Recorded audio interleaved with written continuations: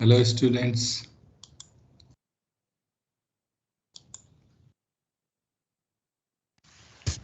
Good afternoon, sir. Good afternoon. So, any problem in making program?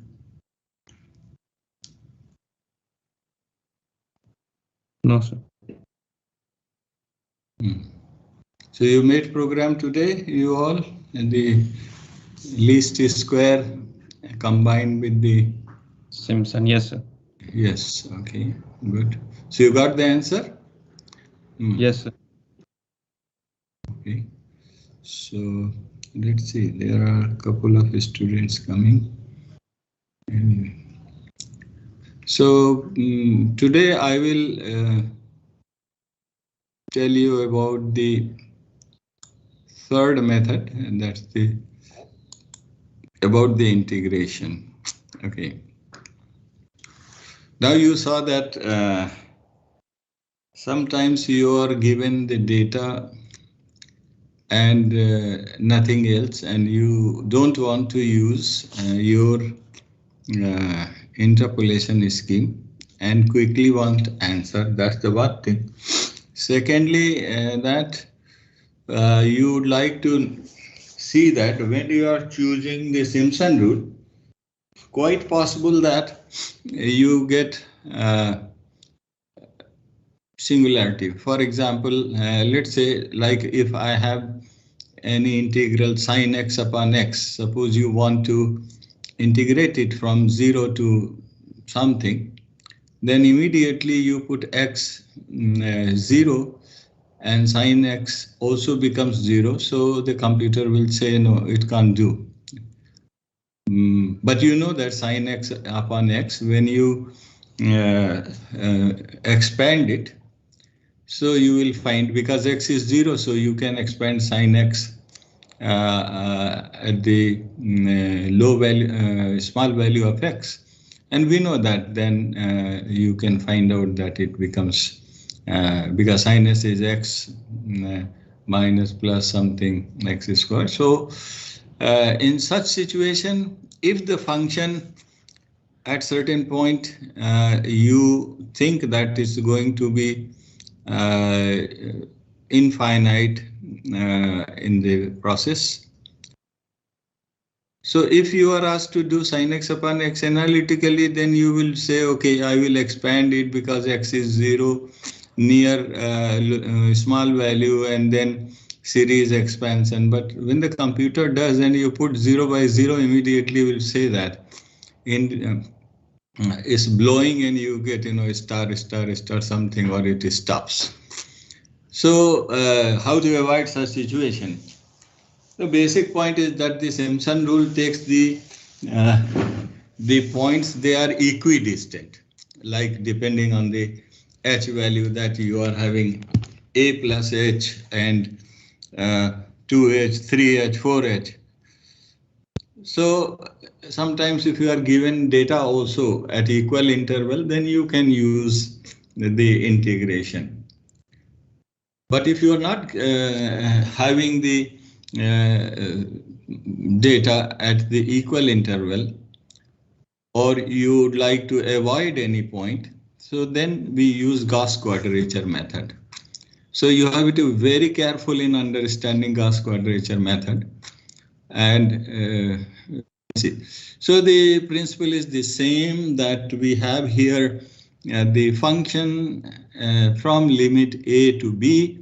We would like to, everybody is observing this slide? Yes, sir. Okay. So you can have this integral. I take the same example so that you follow it quickly. So fx a to b limit, and then a lower limit b upper limit, and you have to do the function. Also, like sine x or some function that are oscillatory, then what you should do?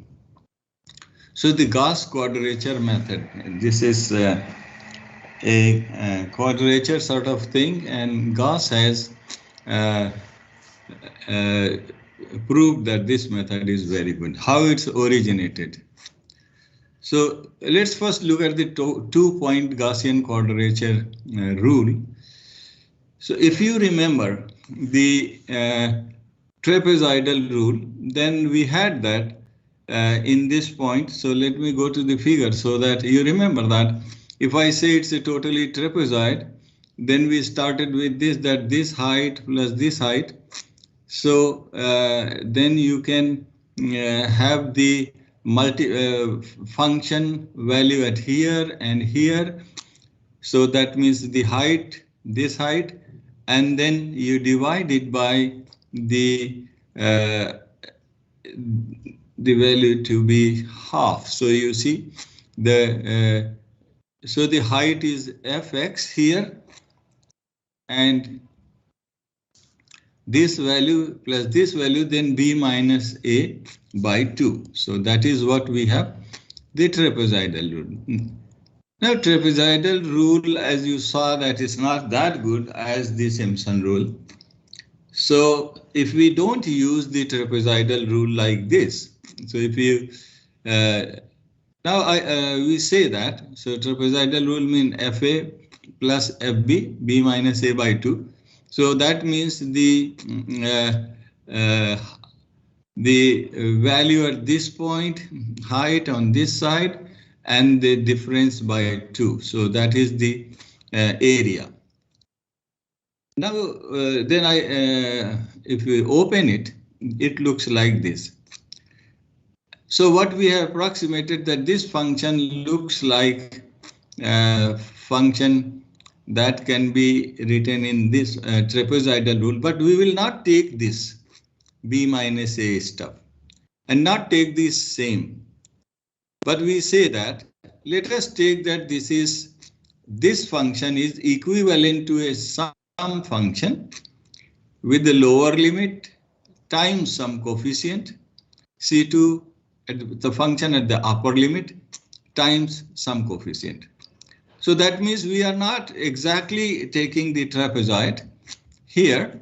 So the function here, so up here, but we are saying that we want to take entire area. So we will not take b minus 2 as treat as a.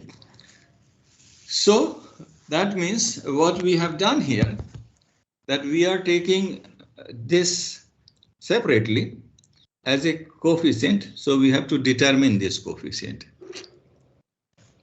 How to determine this coefficient is the point. Since I say that this is approximately equal to this, once I know C1 and C2, then I can say that I have found out the solution. But the question is that this is not b minus a. So how we do it? Okay. So the Gauss has idea that take two-point Gauss quadrature is an extension of the trapezoidal rule approximation where the arguments of the functions are not predetermined as a and b, but as unknown x1 and x2. So what this extension was, that you could take C1 and C2 here, but we don't take C1 and C2, and also we don't take A here and B.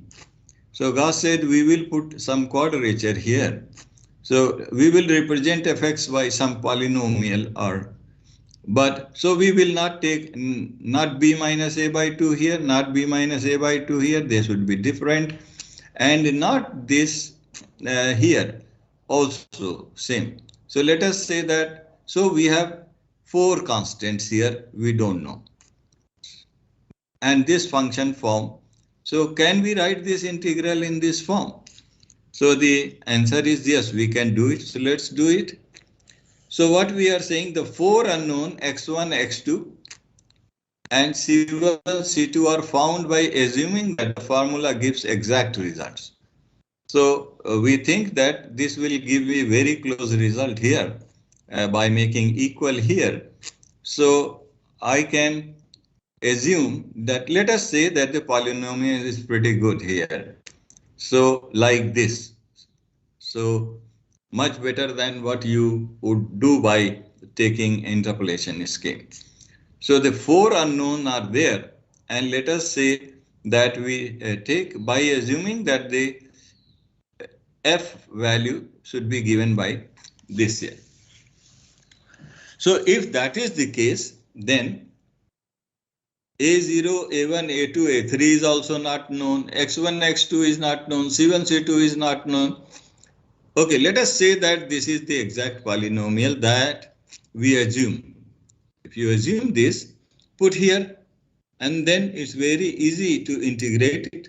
So integrate it, A0x, A1x squared by 2, AX by 3, and so on.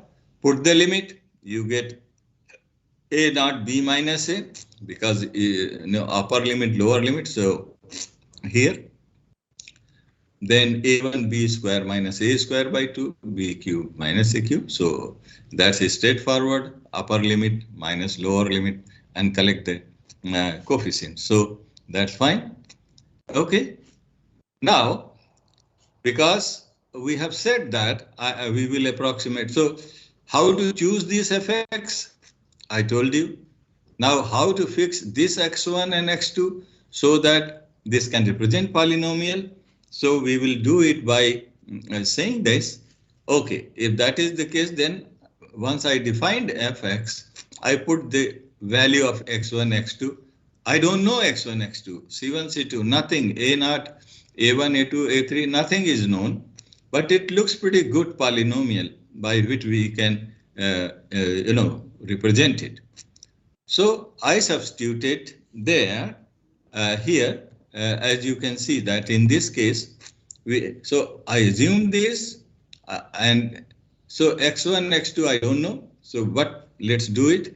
So we have substituted here. So here, so this becomes x, because fx1, so this thing, fx2, so this thing. Okay, if that should be equal to the integration that we have done in the previous slide. So let us equating the equations to two expression yield. So we have here, and this was the one that we got by integrating this. So they should be equal.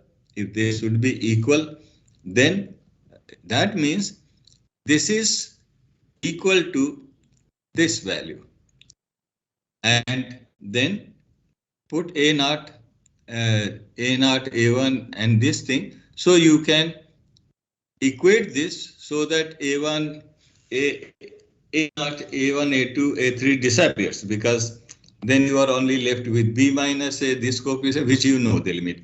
So if I equate this, then I get beautiful 4 equations.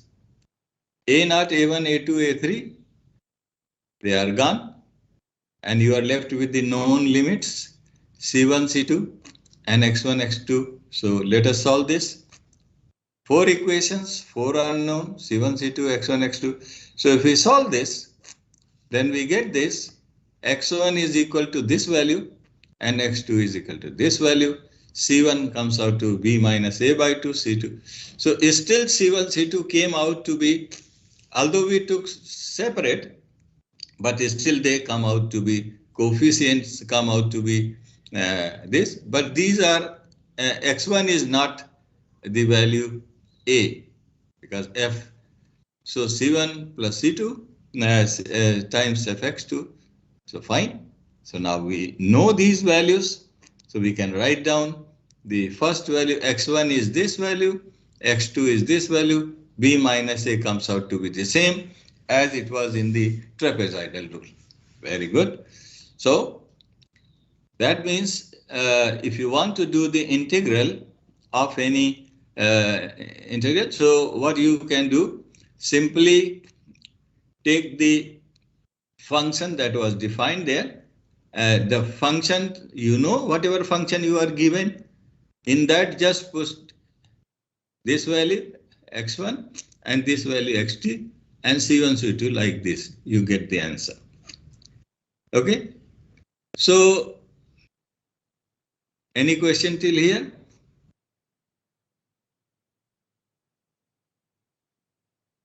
Hello, students. Did you follow up to here?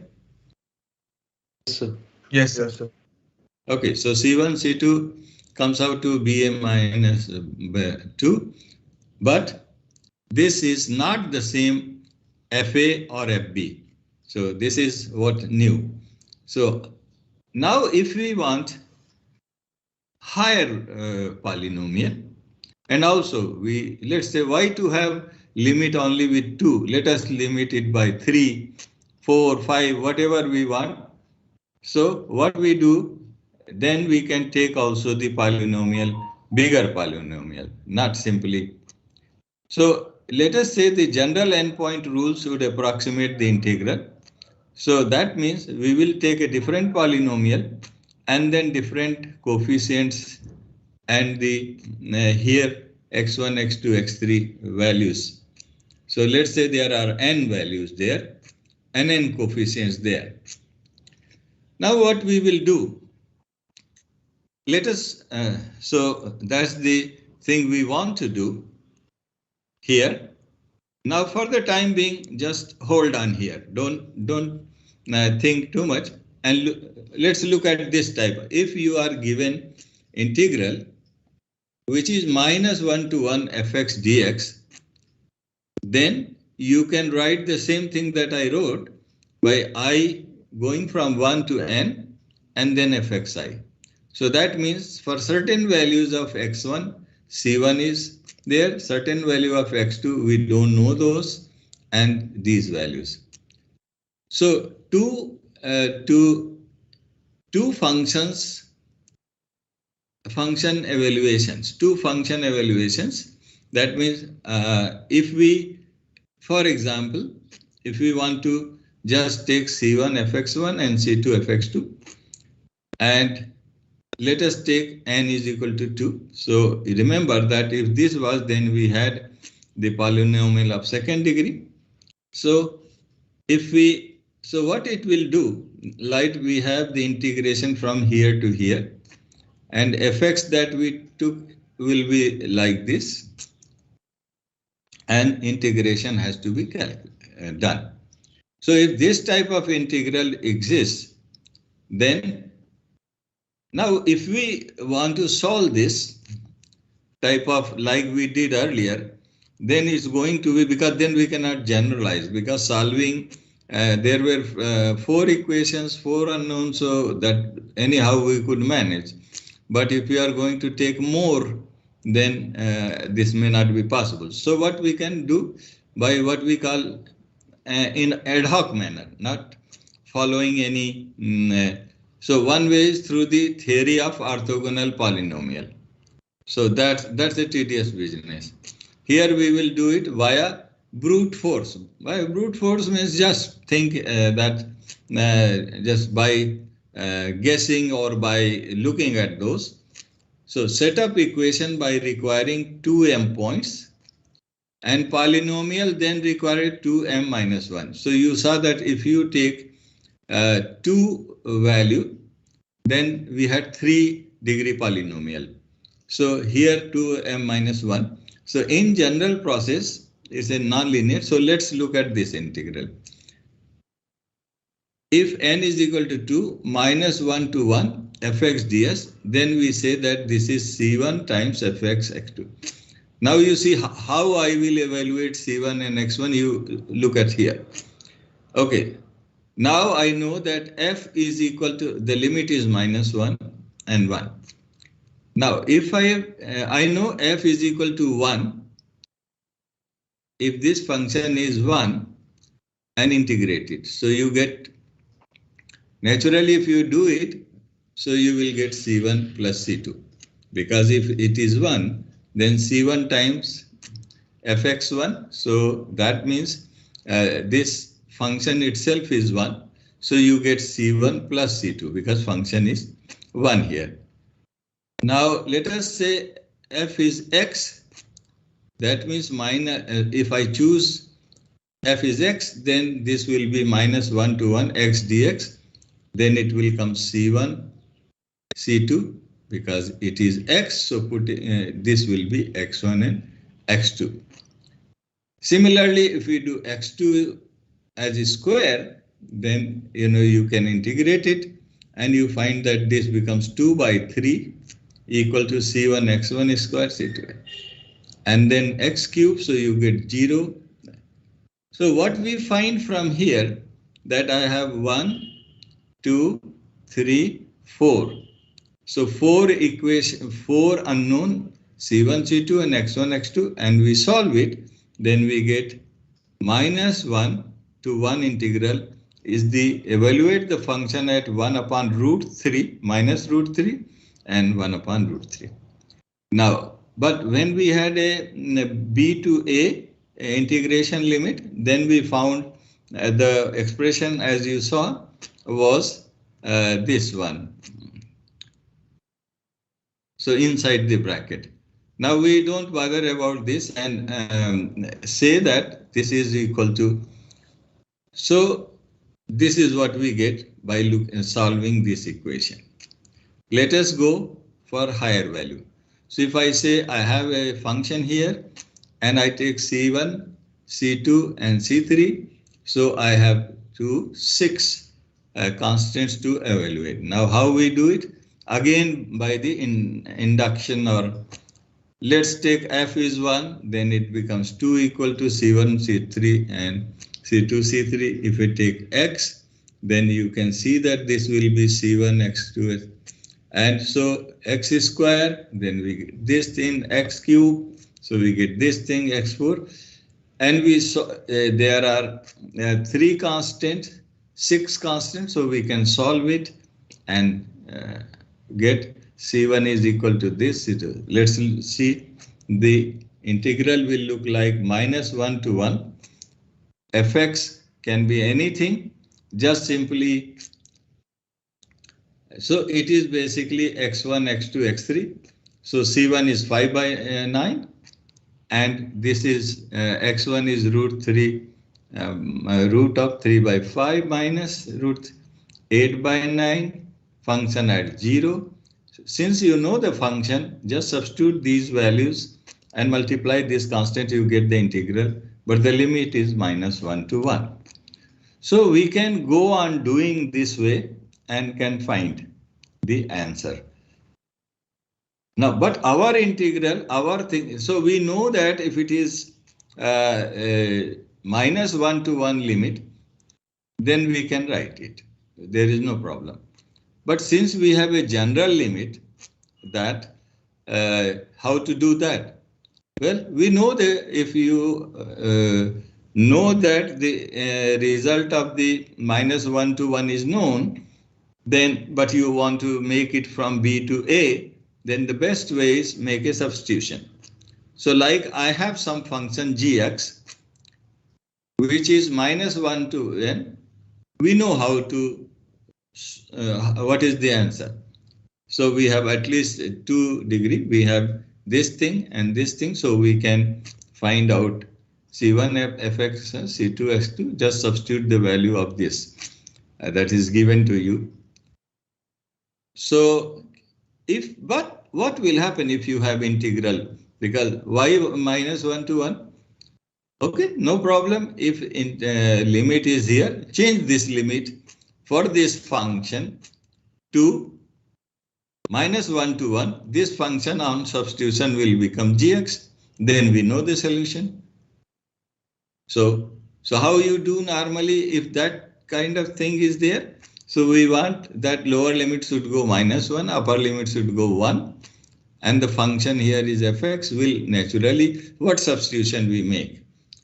So it's a normal way. Let us take x is equal to mt plus c, new variable t. Mt plus c. So if, and what we want for the lower limit, if x is a, then the t should be minus 1. If x is b, then t should be 1. That is how you do the substitution. So I just say that x can be changed in this function to mt by c and set up the limit here so that we get m is equal to b minus by 2. So you can see this. You substitute here t minus 1 and t1 and then solve it, so m can be obtained.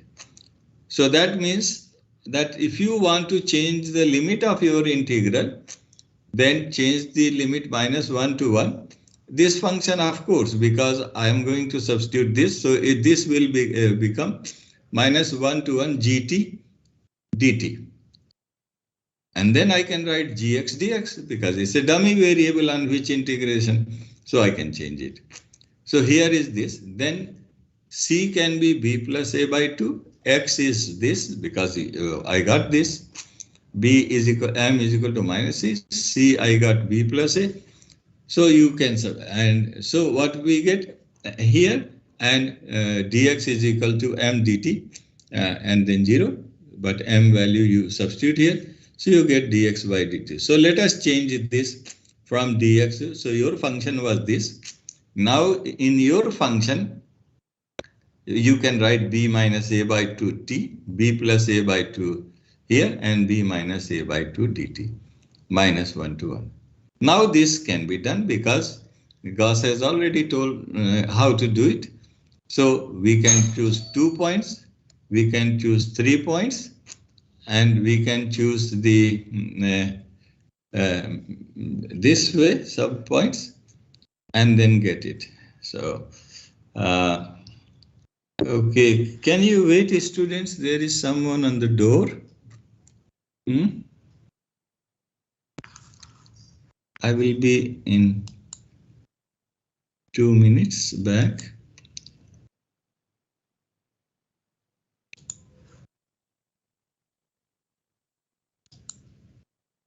So just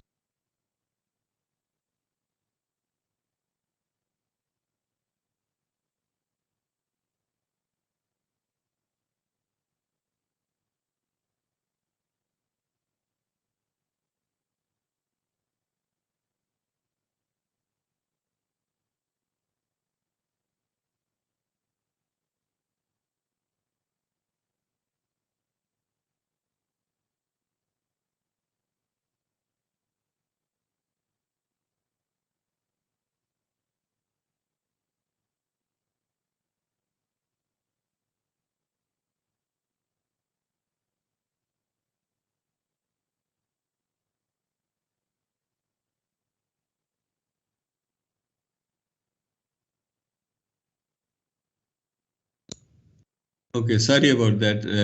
There was a courier, so no problem. So let's go to slide again.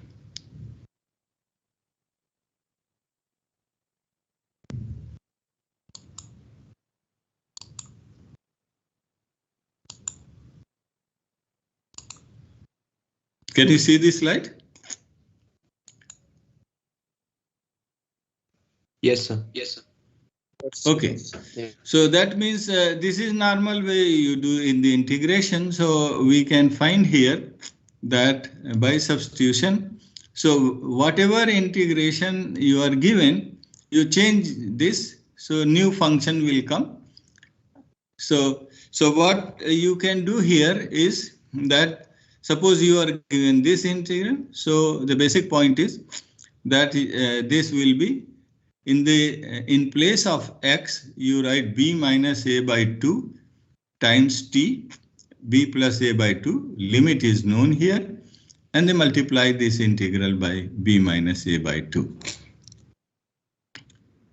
So this basically becomes the same thing. That means this basically becomes b minus a by 2, b plus a by 2, and therefore t, simply substitute t by this, and x minus 1, so t becomes a to b, and then so you have this integral, change -1 to n. So it's a dummy variable, so I can write t, or I can write fx dx is equal to, it doesn't matter because anyway it's, so I can write like this, and that is the way you can say that your function has become gx. So gx is the function b minus a by 2. So if you have to integrate from a to b, simply you make a new function and substitute for x b minus a by 2, x plus b by 2. So function substituted like this and multiply this. So it's a new function. So gx is basically b minus a by 2 into f b minus a by 2. So we can do this.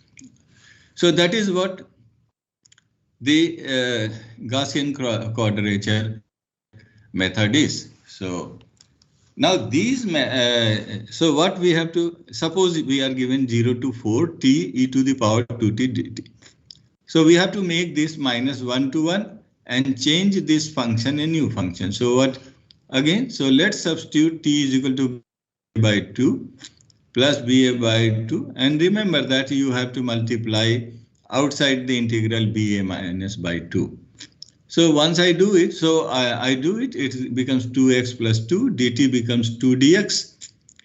So this function, if you substitute this, will become 4x plus 4 here because it's a 2. So and this will be 4x plus 2 here. And this changes to minus 1 to 1 fx dx. So that means you can change your integral like this, and then the solution we know will be like get at minus 1 by root 3 plus 1 by root 3. So you will get substitute this value and finally you get the answer. Because so that what I have done here, because I know this integral for the 2 point is this integral. So first I change that, and then I know that I have to substitute minus 1 by root 3 plus 1 by root 3. That's it. And in the function and get the answer. So that is what done here. If you are having t e to the power 2t and then you change it, so the function becomes this value. And then here you substitute x is equal. So I say that minus 1 upon root 3, this. So that is what is done. So at x, you can write this root and this. And then simplify this. Finally, you get this answer. If you want to do the, that means if you want to use 3-point formula, then you can use the one we derived here. Here, if you want to use 3-point formula, then 5 by 9 times x should be substituted this constant here, 8 by 9. Put in the function x is equal to 0. It's not necessary that if you put x is equal to 0, then it's going to be 0. It depends if there are like something x plus 1, so it's not going to be 0. And then substitute. So you saw that the same integral that we want to do here, that can be using 3-point formula. So in the first case, 2-point formula, you get the value 3477.54. If you take 3-point, then you get the value, yes, the same value will come out to 4967. So it was 49, how much? 3477. Integral 34. Oh, is it different integral? What happened? 3477 here. Okay, so it looks that it's a different function. 3-point formula. 496 point. 4-point formula, you get this answer next.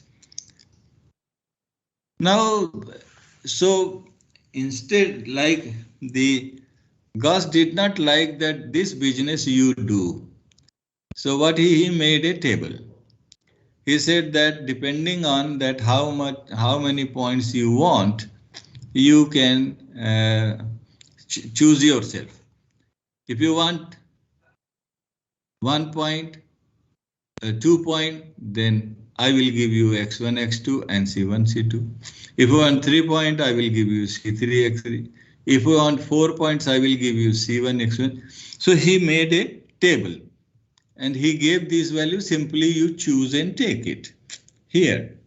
So C1, C2, if you want 2 points, C1, C2, X1, X2, it gives. Now you look at this value of X1, X2, it's always between 1 and -1. If you want 3 point, so these are the constants and correct values are -7, 4, 0 and this. Now you look at this symmetry here, that this point is plus and this point minus. This point, these are equal, this is 0. You take 4 point, then you see these are here. So just negative, positive, negative, positive, negative, positive in between 0 and then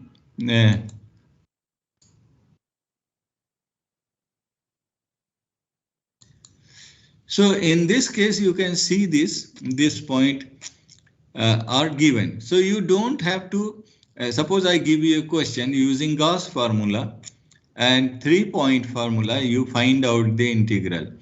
Then I will give you this table that what is C1, C2 and this is. Now this is available in most of the mathematical handbooks or physics handbooks. So even if you put in the Google, tell me the Gauss points. So Gauss weight factor because and the Gauss argument. Argument means that in the F you have to write this. Weight factor means you weight it this factor by this multiplication. So you have to multiply. So here it is 1, 1. So there is a symmetry over here and here. You see the same coefficients with positive are there, and that is understood because you are dividing -1 to 1 equal points. So this value. So we can write the integral. First you convert your integral in this, and then depending on the points someone asks you, you get the C is from here, Xi is from here, and do the integration. 5 point is also given, 6 point is also given. So you can find this or anywhere these are listed and these are constant is a standard value like Gauss weight factors and the Gauss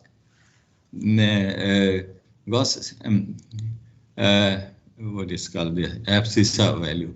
So you can find out these value, and depending on, you will be surprised to see that I mean, in my most of the calculation during my PhD, I used only 16 points. So 16 points Gauss quadrature is equivalent to taking 200, 300 Simpson point. These are so accurate. This method is very accurate. So like those days, computer CPU time has to be, obtained from your professor pays for that. So Gauss formula, that's why we used at that time. Now it doesn't matter. You can put 100, 2000, 4000, waste money because computer time is, there were limited computers, limited so it's all, you will be surprised to know that in 1990, I was visiting to US for a teaching assignment in Toledo University. Then the professor said that he will send me a fax. So I said, what is this fax? So he was very amused because America had fax, in India there was no fax. So he told me it's like a Xerox. You Xerox in India, you get the Xerox copy in America. So I said, it's really wonderful. At that time in our IIT, we had telex.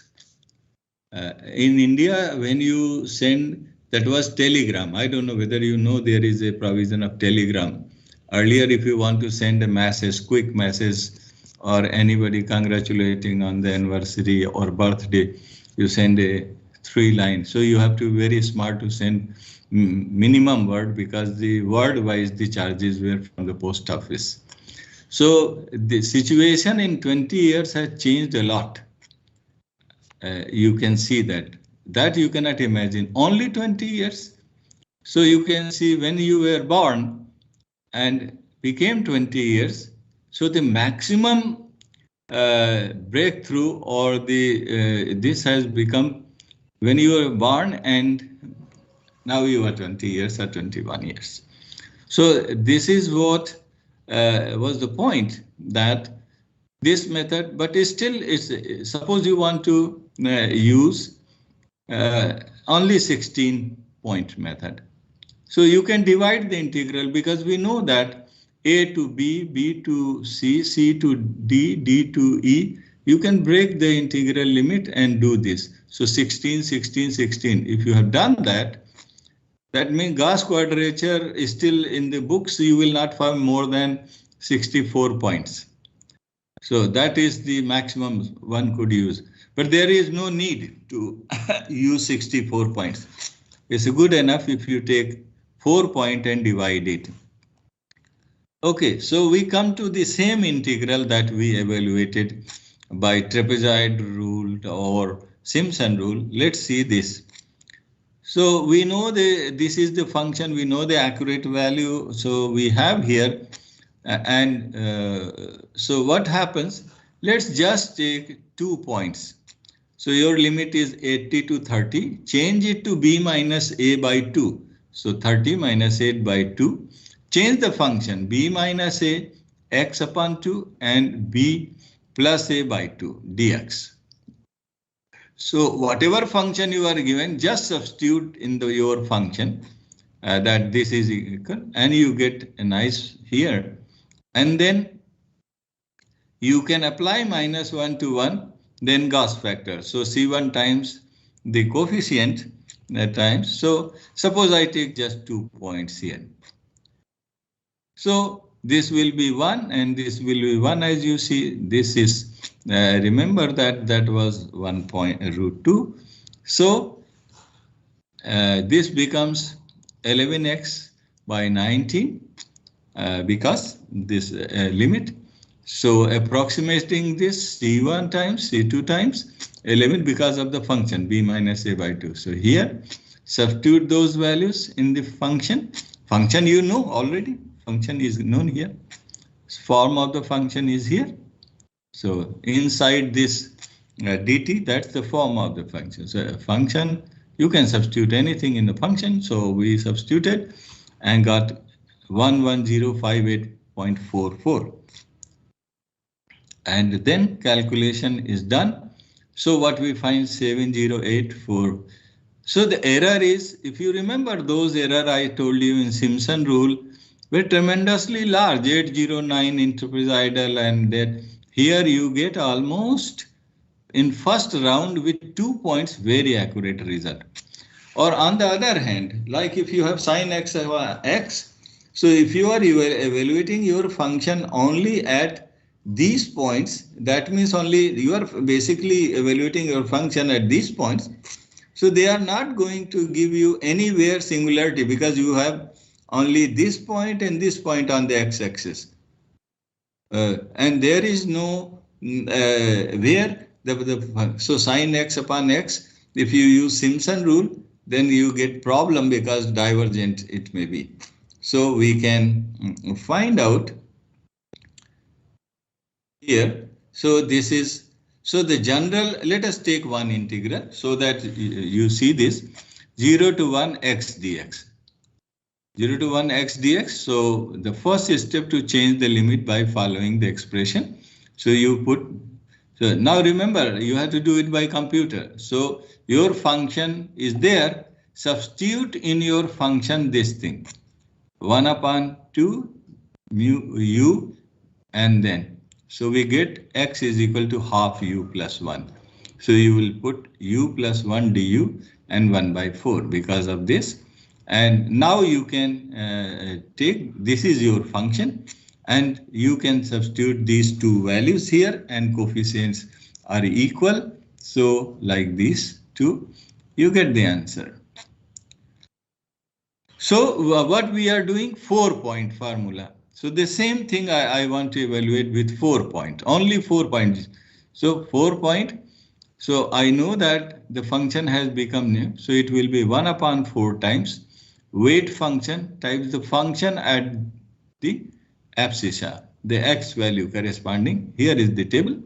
So weight factor is Wi, these ones and this. So you can make it.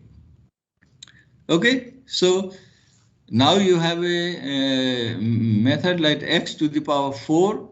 Somewhere Gauss Legendre is written somewhere or so it doesn't matter.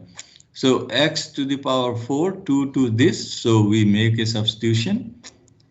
And then we have x1 is equal to this. So evaluate those function.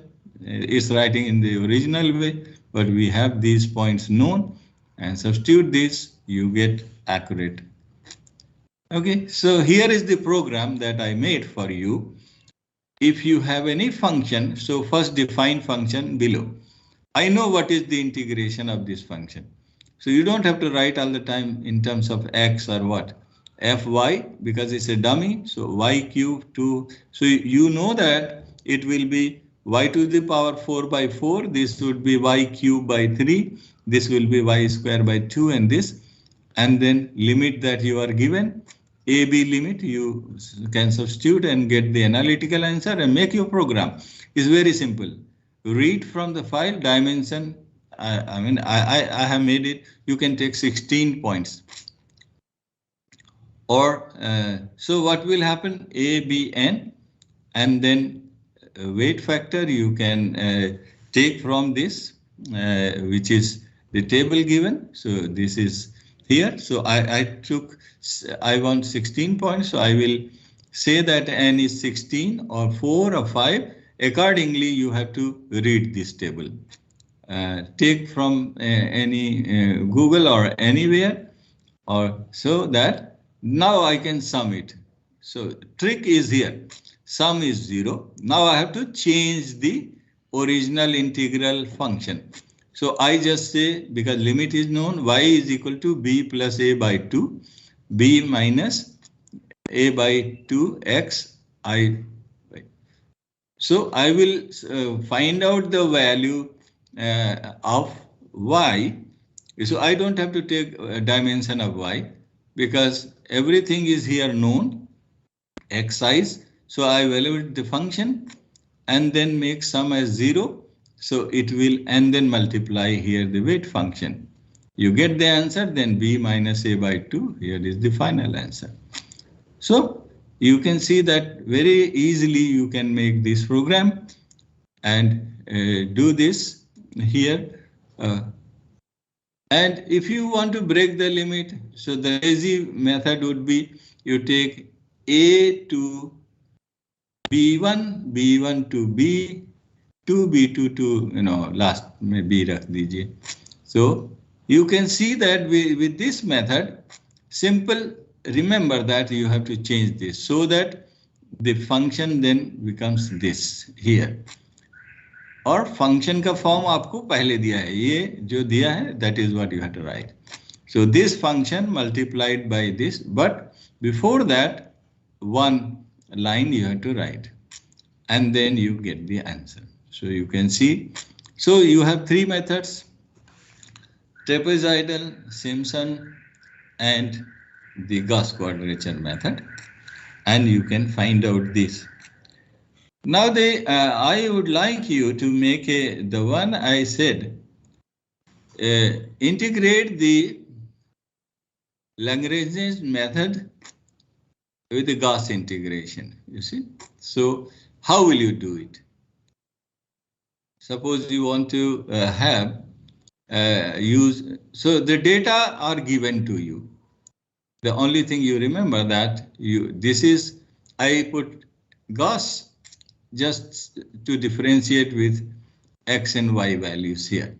So you are given, I put 50, but you are given the data x and f, you see. And this is the polynomial that will be formed for the, so I take, this is the Gaussian points. So I first read my own data, x and y's here. And then write this, check whether it's reading properly or not. And then after this and I give 100 format, I open unit and everything I have done. Then I read so the XY is known now. I read the AB value and the Gauss number of points. So these are the Gauss points. I read this. I read the limit of this. Now I don't know the function, but I know the data. So I have to make, in your mind that the imaginary function will be formed. So write and check this. So everything is done. These are data required. Now I start integration. I say IG. You see, always make such things that you remember.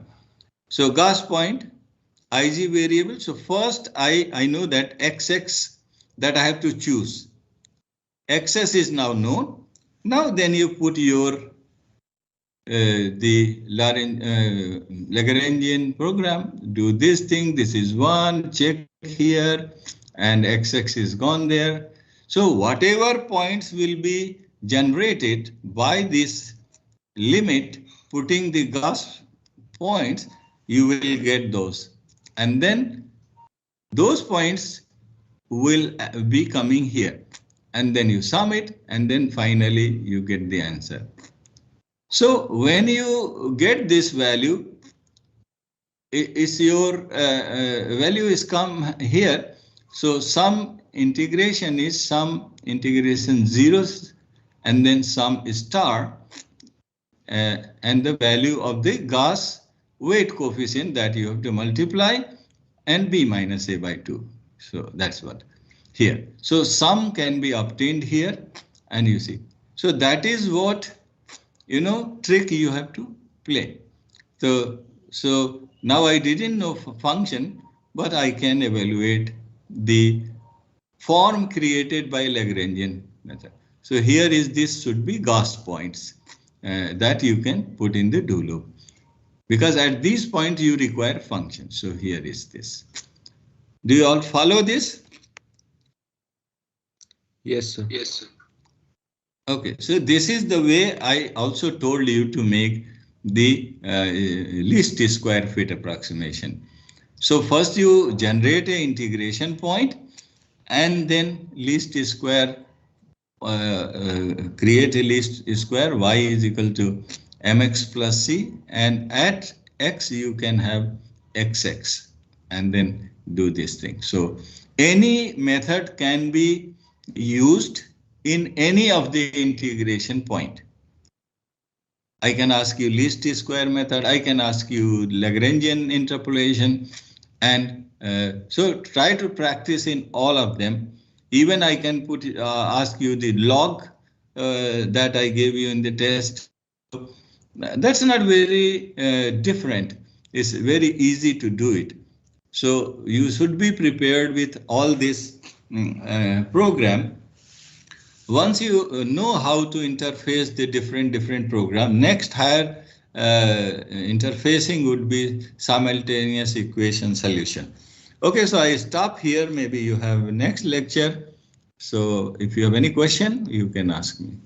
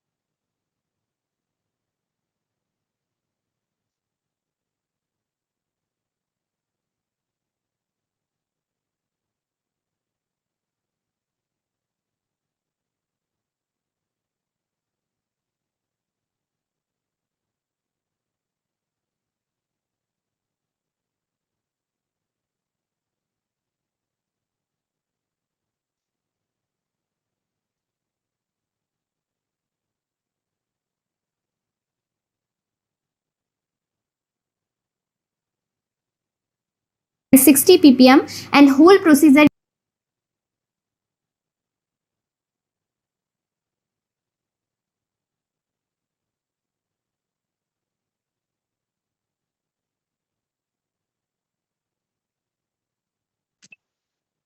Can you see my screen? Yes, sir.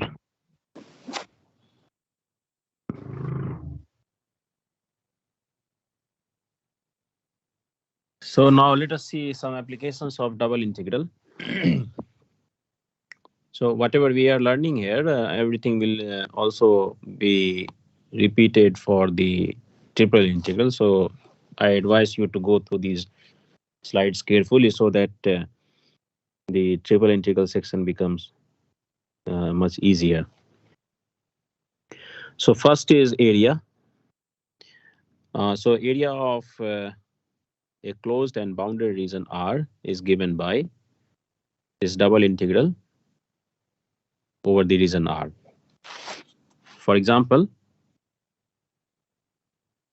find the area of the region R bounded by y is equal to x plus 2 and y is equal to x squared.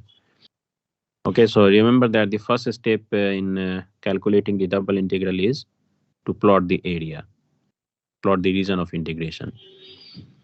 So we plot these two curves, y is equal to x plus 2. So clearly y is equal to x plus 2 is this blue line. And the second curve is y is equal to x squared. So y is equal to x squared. So so the purpose of putting a curve tracing section in the beginning of this chapter was to make you understand how these curves are plotted. So these are simple curves, so it is not, you know, that y is equal to x squared is a parabola, you know the shape. Similarly, y is equal to x plus 2 is a straight line.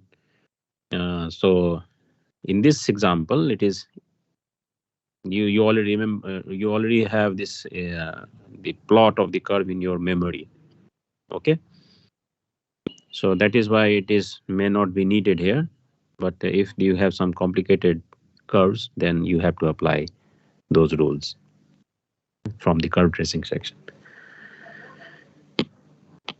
Okay, so we have this the shaded region that is shown in the picture is the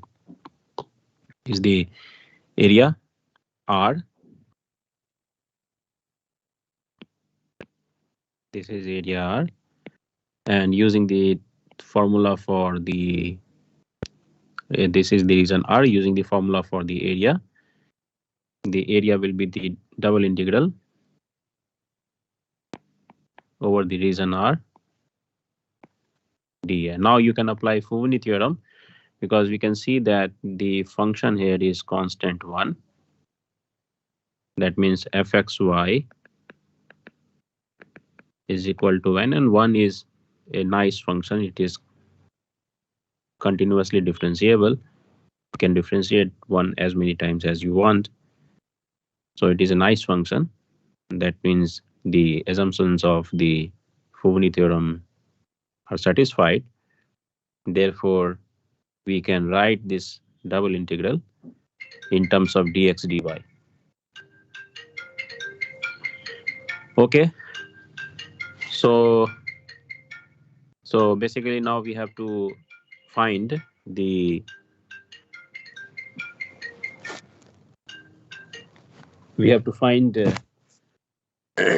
the double integral over the region R.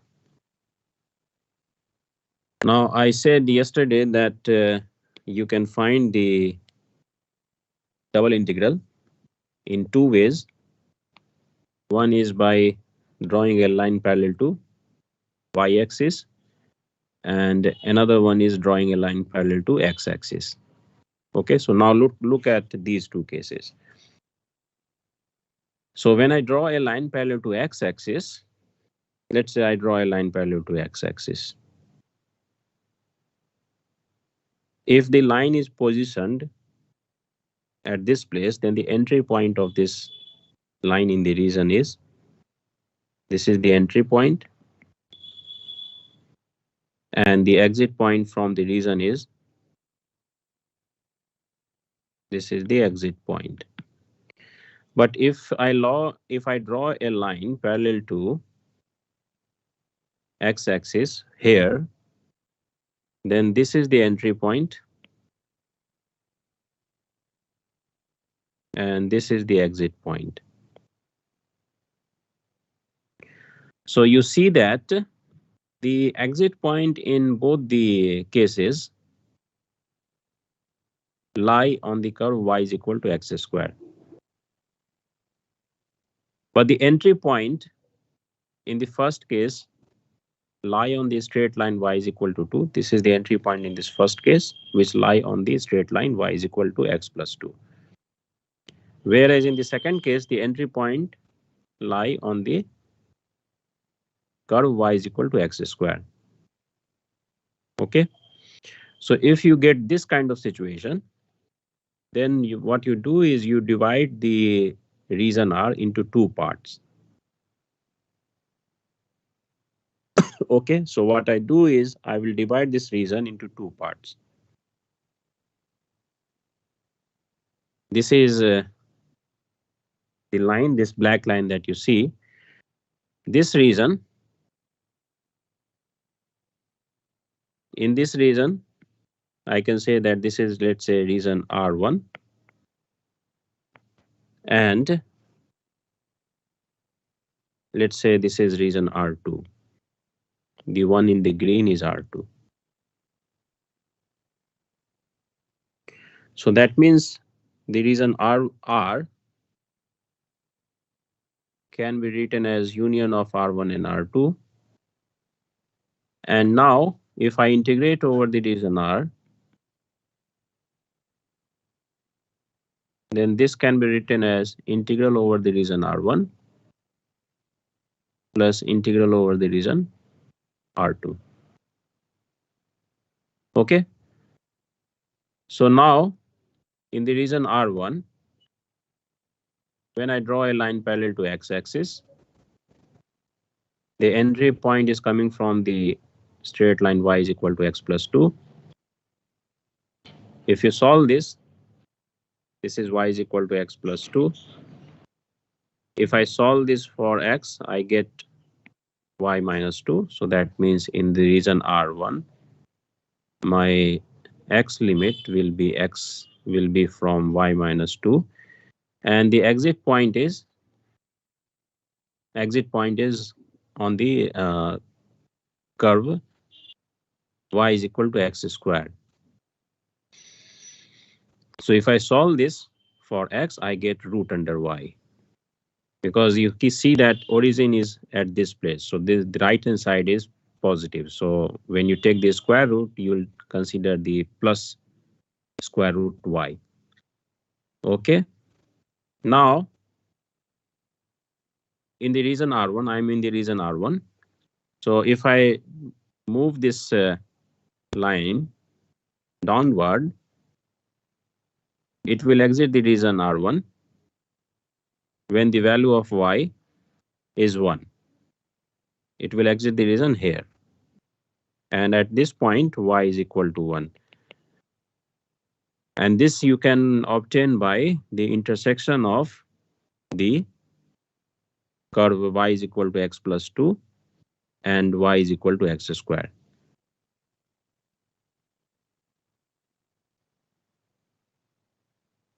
Okay.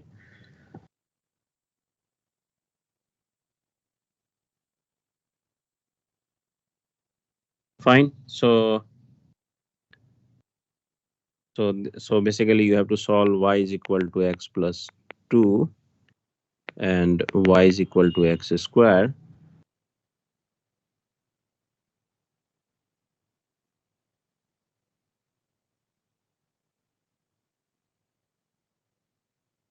So you get x squared minus x minus 2 is equal to 0.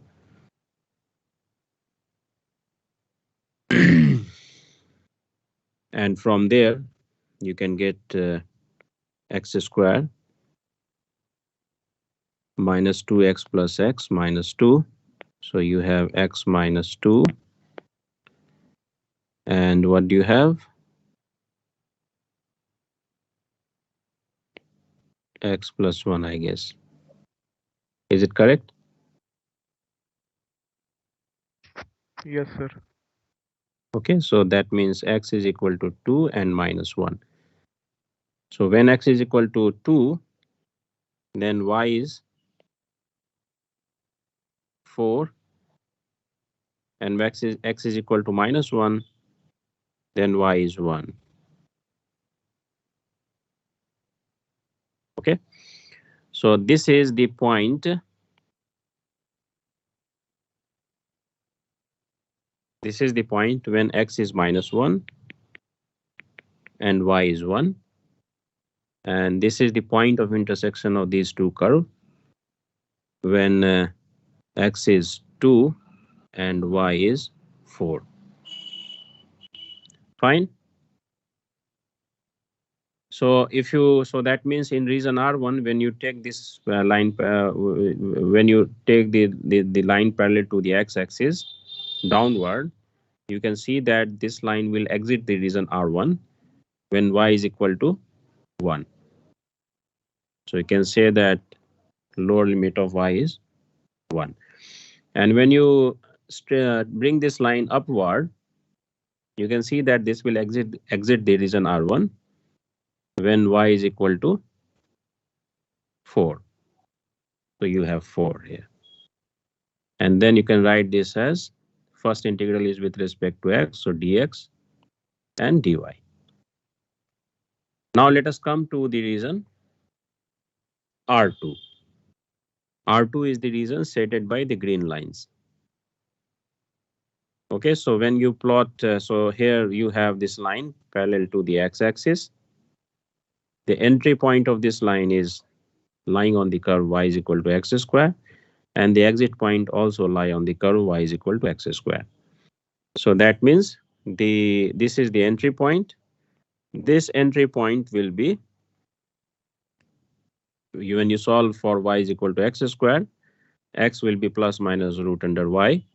So the entry point is minus root under y, and the exit point is plus root under y. Okay, so you can write minus root under y plus root under y. Fine. Now when you move this line downward, it will exit the region R2 when y is equal to 0. So you can say that y is equal to 0 here. And when you move this line upward, it will exit the region R2 when y is equal to 1. Fine. So you have dx and dy. So now you can solve these integrals easily, as if you are in the same way as you do for a function of one variable. Is it clear?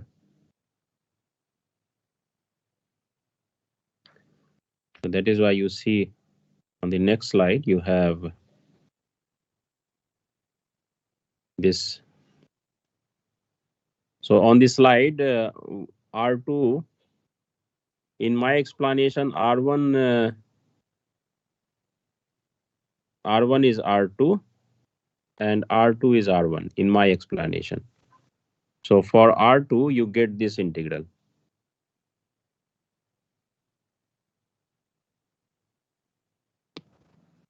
This is the integral that you get from R2.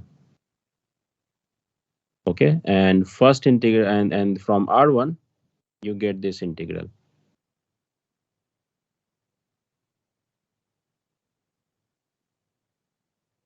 Okay, so you have this integral from, you add them together, apply the subdivision rule, you get this.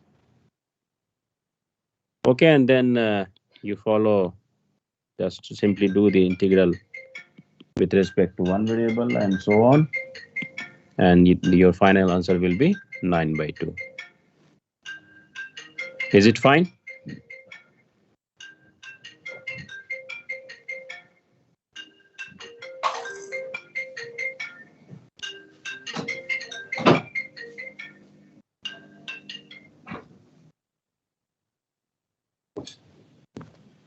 Any question here?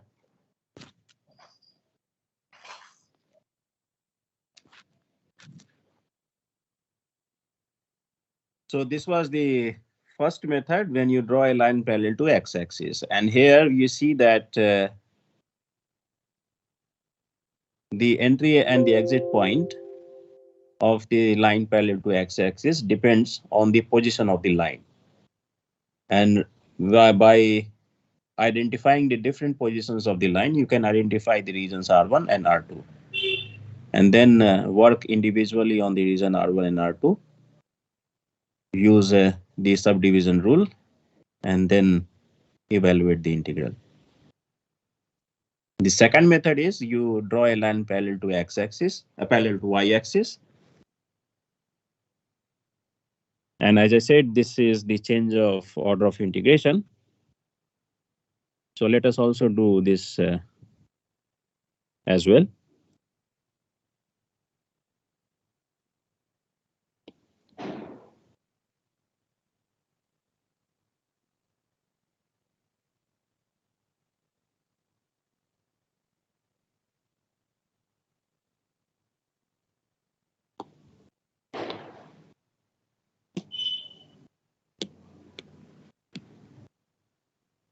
Okay, now let us draw a line parallel to y-axis. Now, if you look at the position of this line, wherever it is positioned, the entry point is always lying on the curve y is equal to x squared. And the exit point is always on the line y is equal to x plus 2. Okay, so in that case, we do not need to divide the region. Entry point, whether you put this y line parallel to y-axis at this position, or this position, or this position, or this position, whatever, put it anywhere. Anywhere, the entry point is always on the curve y is equal to x squared, and the exit point is always on the curve y is equal to x plus 2. Okay?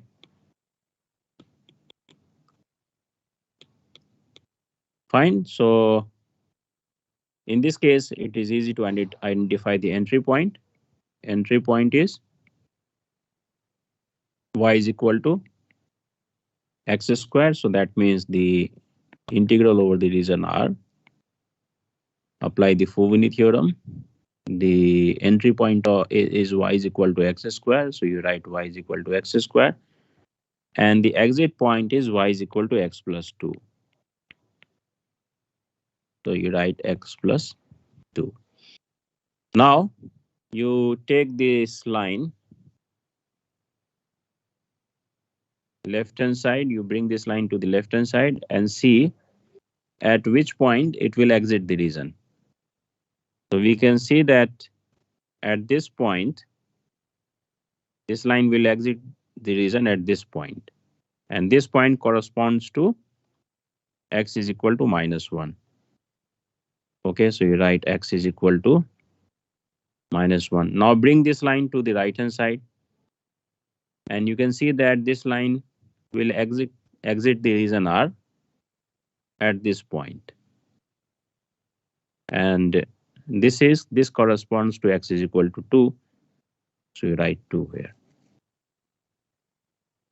And now what is the variable that we want to integrate first? Variable x,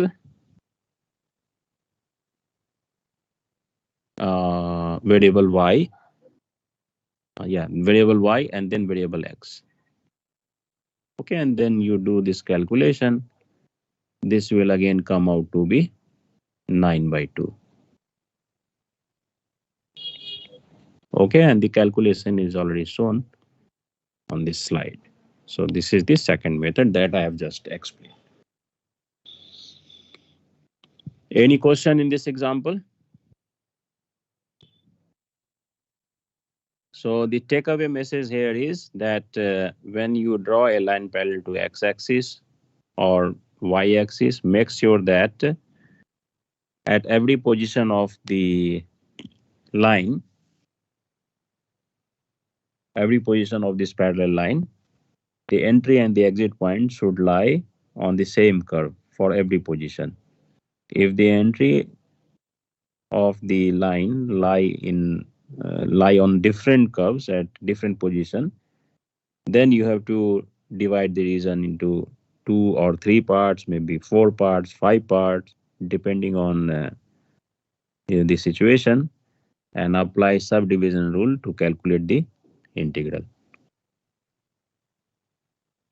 If you feel, if you see that the entry and the exit point at all different positions of this parallel line are same, then you can evaluate the integral directly.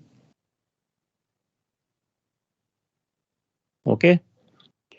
So here you have to show your creativity. Sometimes it may happen that if you draw a line parallel to x-axis, the calculation is much easier. In other cases, it may happen that if you draw a line parallel to y-axis, then the calculation is much easier. For example, in this case, the second way is much easier when you draw a line parallel to y-axis, because there is no division of the region R. Okay, whereas in the first case, you have to identify the region, then points of intersection, all those things are there. In different regions, you have to find the different integrals.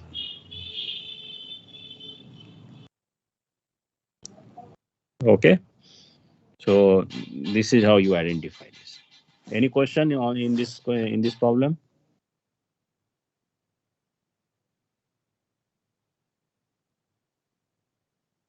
Okay, so let us do another example. Find the area lying between the curve y is equal to x.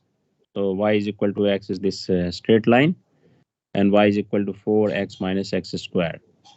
Y is equal to 4x minus x square is this parabola. Okay. So here also you see that if I draw a line parallel to x-axis here, the entry point is lying on the curve y is equal to 4x. Entry and the exit point both lie on the curve y is equal to 4x minus x square. Whereas if I draw a line parallel to x-axis here, at this position, the entry point lie on the curve y is equal to 4x minus x square, and the exit point lie on the curve y is equal to x. So in this case, you will again have to divide. If you go by the method when you draw a line parallel to x-axis, you have to divide this region into 2 parts, and this is obtained by this point of intersection of these 2 curves. So in this region, you find the integral separately, and in the yellow region, you find the integral separately.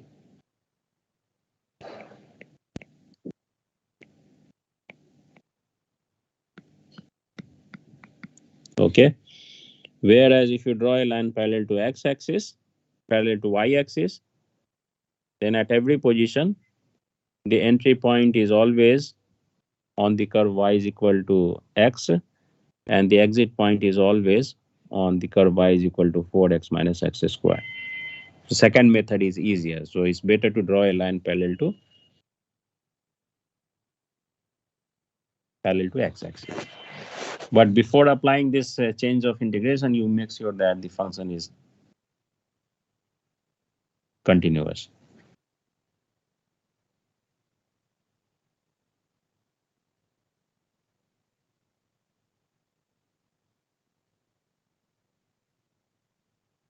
Okay, so you can see the details here. Everything is already given on the size. So we go to the next one, mass. So let us consider we have a region R, and you can say that this is a thin plate, and in the region R at point xy, the density of the plate is denoted by fxy. So you have a region R at inside the at point xy inside the region R, the density of the plate is denoted by Fxy. Okay. Then the mass is given by double integral of Fxy over the region R. Fine. So consider this example. Find the mass of the area between y is equal to x cube and y square is equal to x. So first of all, we plot these two curves. Y is equal to x cube. Y is equal to x cube is the blue line. Okay. And y square y square is equal to x is the red line. And it says that find the mass of the area between these two curves. So the area between these two curves is the shaded region, shaded in blue. This is the area enclosed by these two curves. Okay. Now it says that if the density of the area is k times x square plus y square. So density is given to be, so that means density, I said in our notation, density is in the definition of the marks, you see that this is the density. Fxy is the density. So Fxy in this case is k times x square plus y square. Okay, so that means we have to find, let us say that this region is denoted by R. So we have to find the double integral. We have to find the mass. So that means mass is the double integral over the region R of the function k times x square plus y square. And I'll write dA here. Okay. So again, you apply the technique, draw a line parallel to x axis or y axis. So here in this case, when you draw a line parallel to x axis, the entry and the exit point lie on the same curve. Entry point lie on the curve, on the red line, which is x is equal to y square. Okay, so if you draw this line parallel to x axis, then the entry is, this is the entry point, and entry point lie on the red line, which is x is equal to y square. And the exit is this point, and exit is lying on the curve y is equal to x cube. And look at, by looking at different positions of this curve, of this line parallel to x-axis, entry and exit point always lie on the same curve. Entry point always lie on x is equal to y square. Point always lie on the curve y is equal to x cube. Okay, so there is no need to make the division of the region. We simply calculate this integral. Okay. So from the entry point, you can see that the entry point is x is equal to y square. So you write x is starting from y square, and the exit point is y is equal to x cube. That means x is y raised to 1 by 3. Okay. And then you bring this line downward. So that means the starting point of y, this will exit the region R when y is equal to 0. And when you bring this curve upward, it will exit the region R when y is equal to 1. Okay, so this is your integral. This is your double integral, the order of the double integral. And then inside this, you have k times x square plus y square. dA will become dx dy.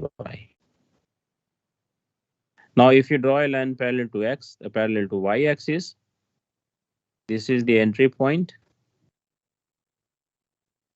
This is the entry point, and entry point is lying on the curve y is equal to x cube, blue line. Okay, and the exit point lie on the curve, on the red curve, which is x is equal to y square.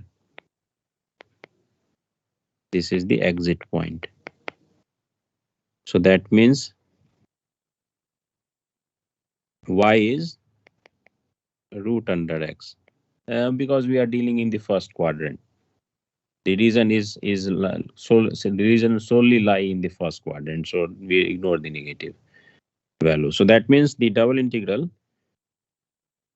the entry point is x cube, so y is equal to x cube, and the exit point is root under x. And now you shift this line to the left side to see where this exit the region. It will exit the region when x is equal to 0. And you shift this line to the right hand side, it will exit the region when x is equal to 1. So you have this integral 1. And inside this double integral, you have k times x square plus y square dy dx. So you calculate this integral when you draw a line parallel to y-axis. Fine.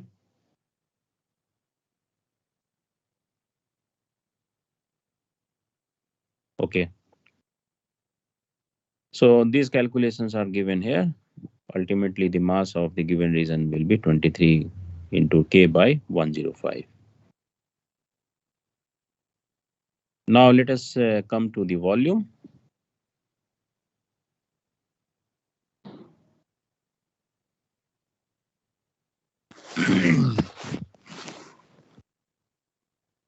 Any question by the way so far in this discussion?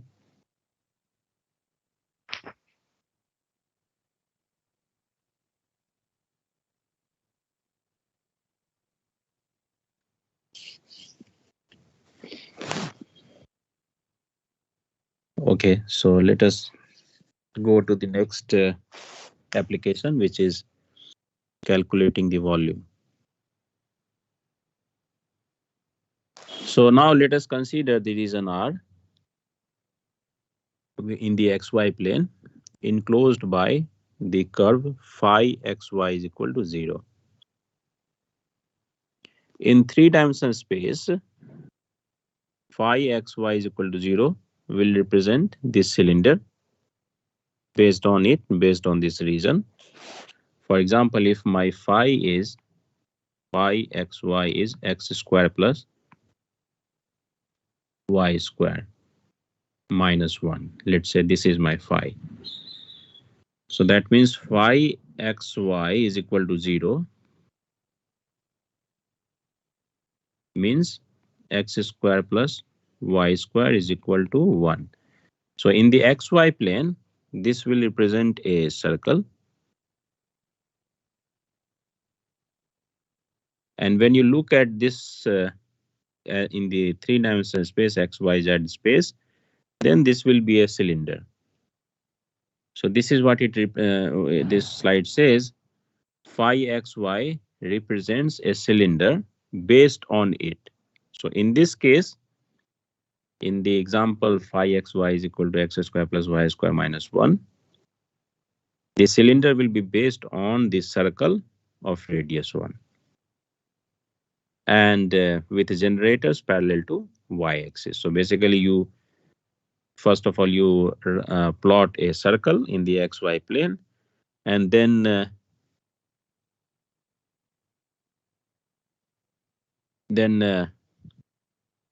pull this circle parallel to the z plane, parallel to the z axis, upward and downward. So you have this whole cylinder.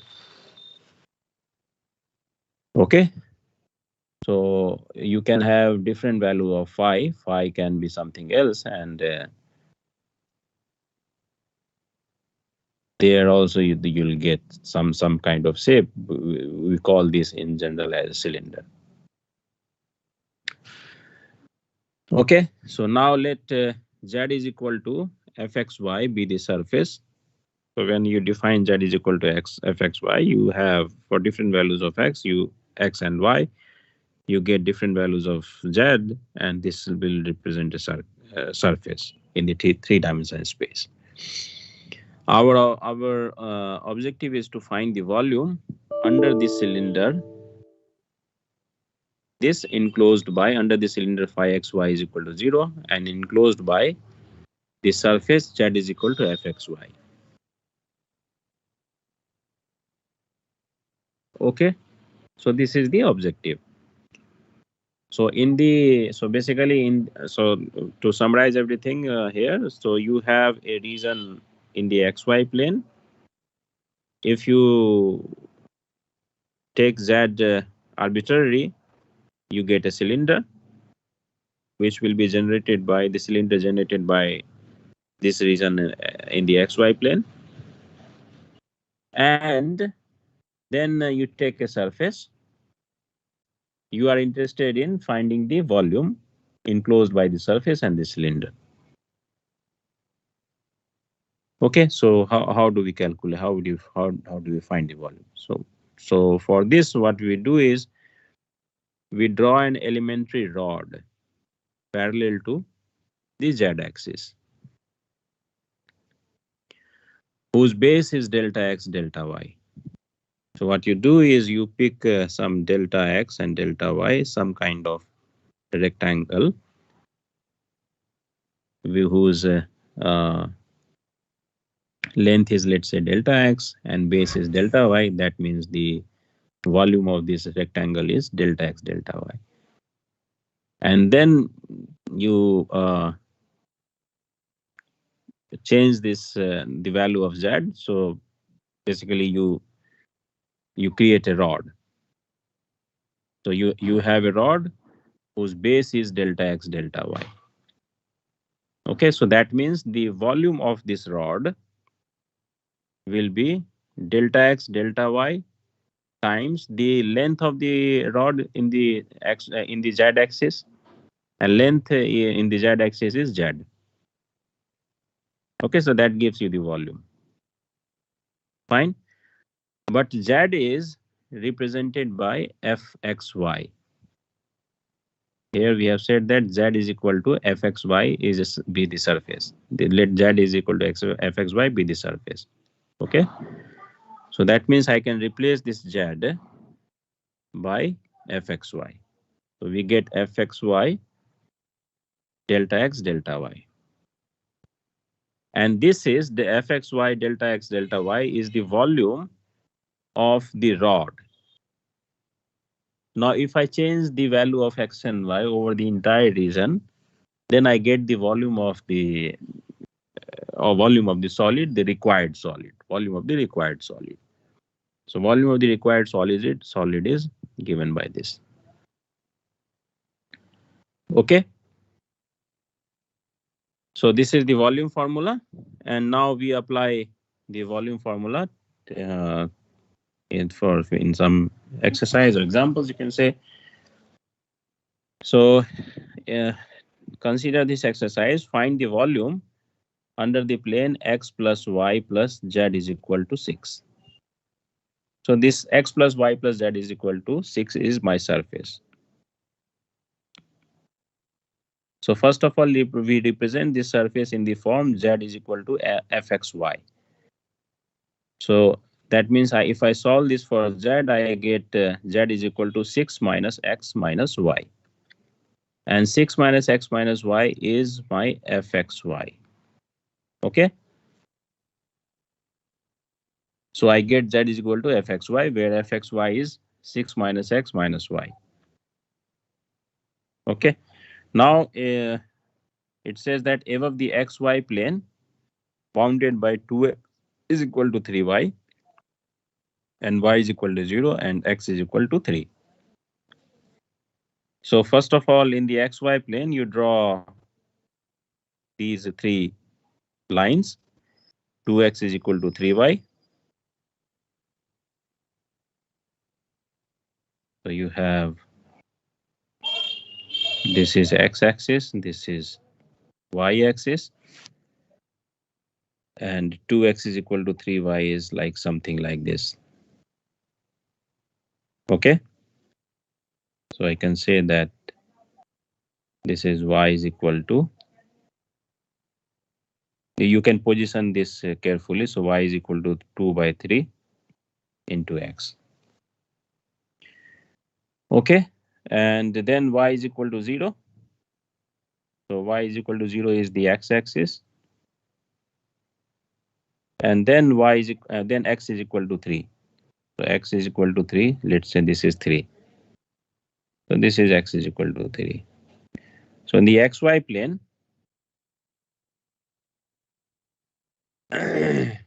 this is the boundary, this is the region we have. Now, as I said, this is the reason. This basically represents phi xy is equal to region R. And from this region, the shaded region, you can generate the cylinder by changing the value of Z arbitrarily. Okay.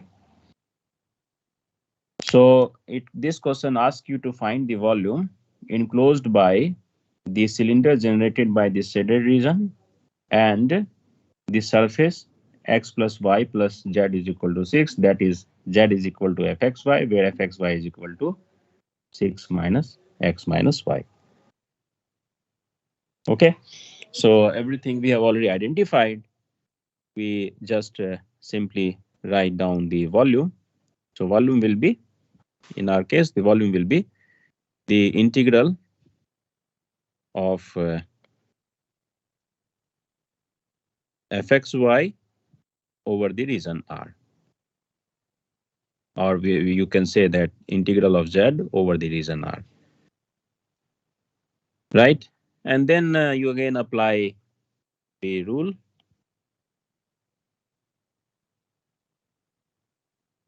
For example, if I draw a line parallel to y-axis,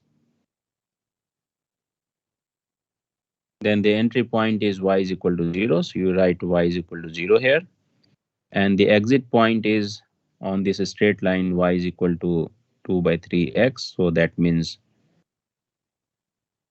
2x by 3. So that this is the upper limit of y, 2x by 3.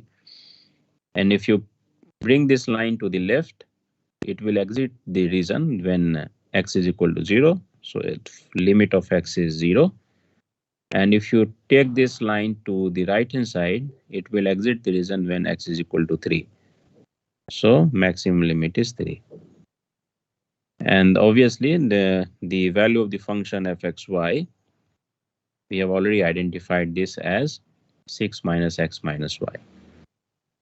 Okay, so now you can calculate this double integral. This will give you the required volume. Is it fine?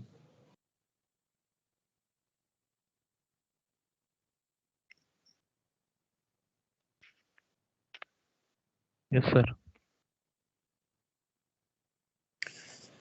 All right.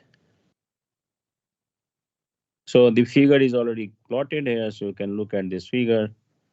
Basically, this is the plane you have. This is the surface you have. X plus y plus z is equal to 6. And this is the line. 2x is equal to 3y. Y is equal to 0 is x-axis. This is your x-axis, and x is equal to 3. X is equal to 3 is this line. So you can imagine this as the boundary region. All right. So the figure is given, the calculation is given on this slide, and I have explained everything already. So hopefully there is no question in this part. If you have any question in this part, you can ask me.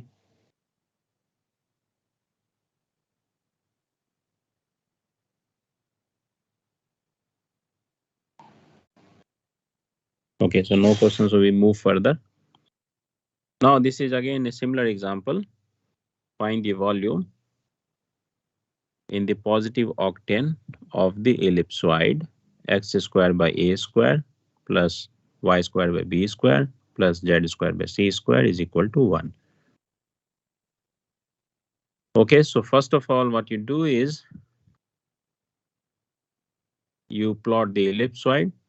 So ellipsoid is plotted in this figure 22. And then it asks you to find the volume in the positive octane. So positive octane means x is positive, y is positive, and z is also positive. Okay, so that means the enclosed region is the shaded region given in figure 22.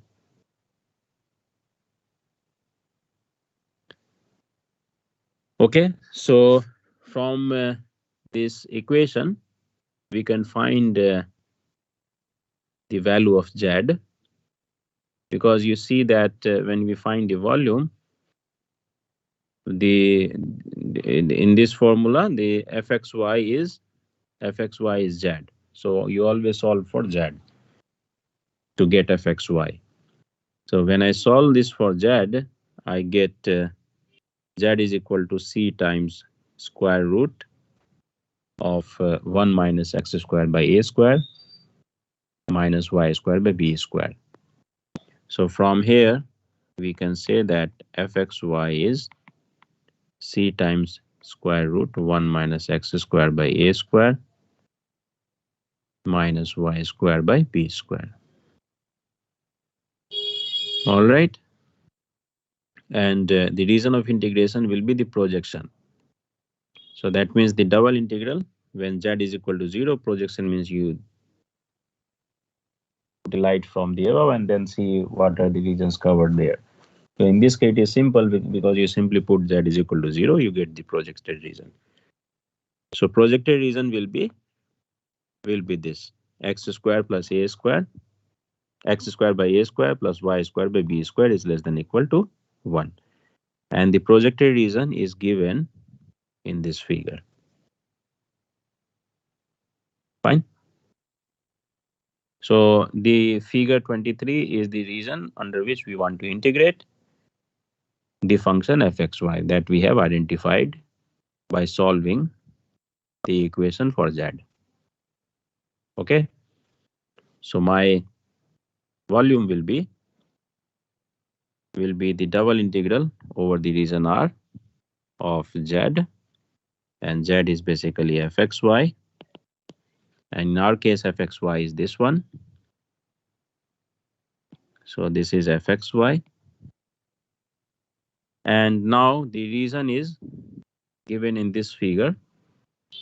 This is the region of integration. So what you do is you have again two methods. Apply the first draw a line parallel to y-axis, or you can draw a line parallel to z x-axis. Okay, so both will give you the answer. So when you draw a line parallel to y-axis, you get the limit of y. So parallel to y-axis means this is parallel to y-axis. This is the entry point.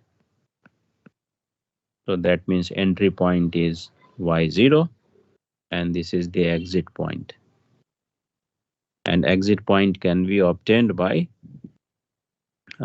solving this equation. X square by a square plus y square by b square is equal to 1. So y is 1 minus x square by a square under root, and you have b.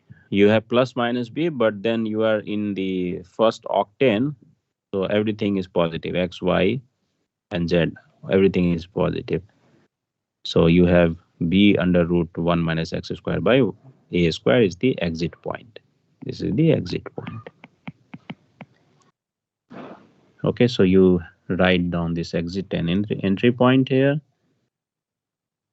and then you can see that when I bring this line to the left side, it will exit the region when x is equal to 0. So limit of x will start from 0. So write 0 here. And if I bring this line to the right hand side, it will exit the region when x is equal to a. So that is the upper limit of x is a. Okay, and then you do some calculations, and then after your calculation, you will get this as the volume.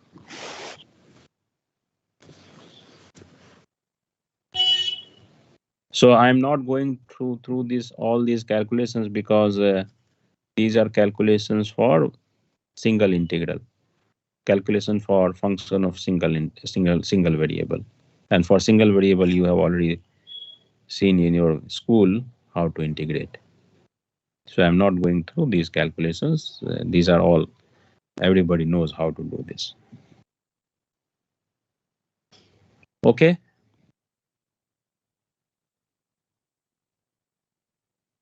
So here, what we have done here, we have in our calculation, what we have done is we projected this region in figure 22 to the XY plane. You can do this calculation by projecting the region in the other plane also, and you will get the same answer. So instead of projecting the region in the XY plane, so what we did is we projected the region in the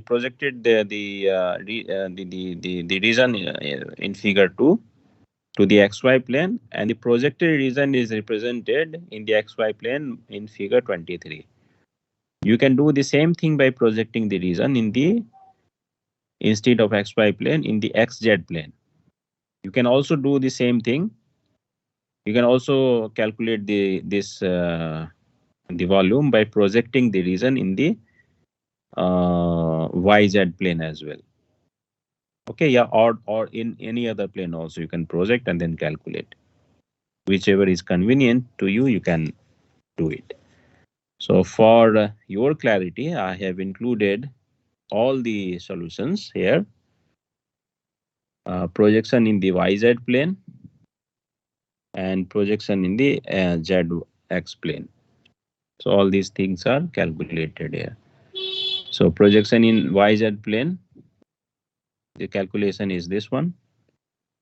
And projection in the ZX plane, the calculation is this. And these are all similar calculations, similar to what we have done for by projecting the region in the XY plane. So similar calculation. So you can go through these calculations. These are all elementary arithmetic. Fine. So in this example, projection in any region will not complicate your calculation, but in some other cases, it may happen that if you project the region in the XY plane, your calculation becomes easier. But if you project the region in the other plane, YZ plane or ZX plane, the calculation may become complicated. So there you have to apply your own mind. Which plane should you project so that your calculation is simplified? Fine. Where simplified means when you do not have to put a lot of effort. You can still calculate by putting instead of spending 1 minute, you may spend 2 minutes and get the answer. But if you spend 2 minutes for whereas there is something already which can be done in 1 minute, then the method which can be done in 1 minute is preferable, particularly in the exam time. Okay, so cleverly identify which projecting in which plane, XY plane, YZ plane, or ZX plane. Which plane will simplify your calculation. That you have to identify using your own own mind, using by practicing questions also you can identify. Okay, so we have another example. Find the volume in the first octane bounded by the parabolic cylinders. So my time is already up, so I'll stop here. But this next example is also quite simple. All the figures are already given. Method I have already explained. The same method you have to apply for finding the volume. So what are the methods? The first step is to plot the region. What are the reasons that you have to plot? The reason that you want to, the reason for which you want to obtain the volume, which is in this example figure 24. Then identify a plane, XY plane, YZ plane or ZX plane where you can project this region so that your calculation is simplified. So here the projection is done in figure 25 and the projection is in the XY plane. Okay, and then apply the volume formula. Fine. And there are certain other formulas, other applications. For example, first moment, all these formulas are already given. So please go through these formulas also. Radius of gyration. And maybe I will quickly go through this, all this in the next class. So I'll stop here. If you have any question, you can ask me.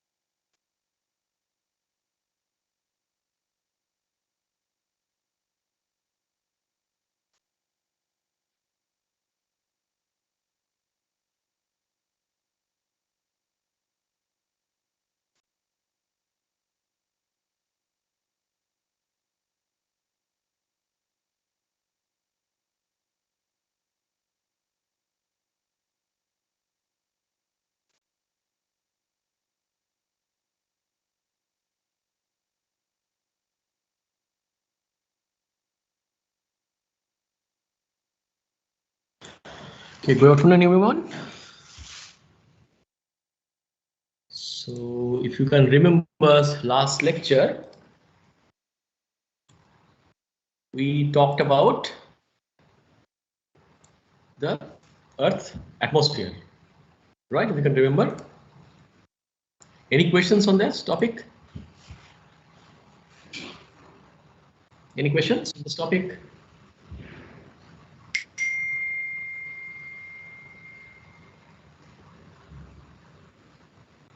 Anyone, any questions on last, whatever we taught?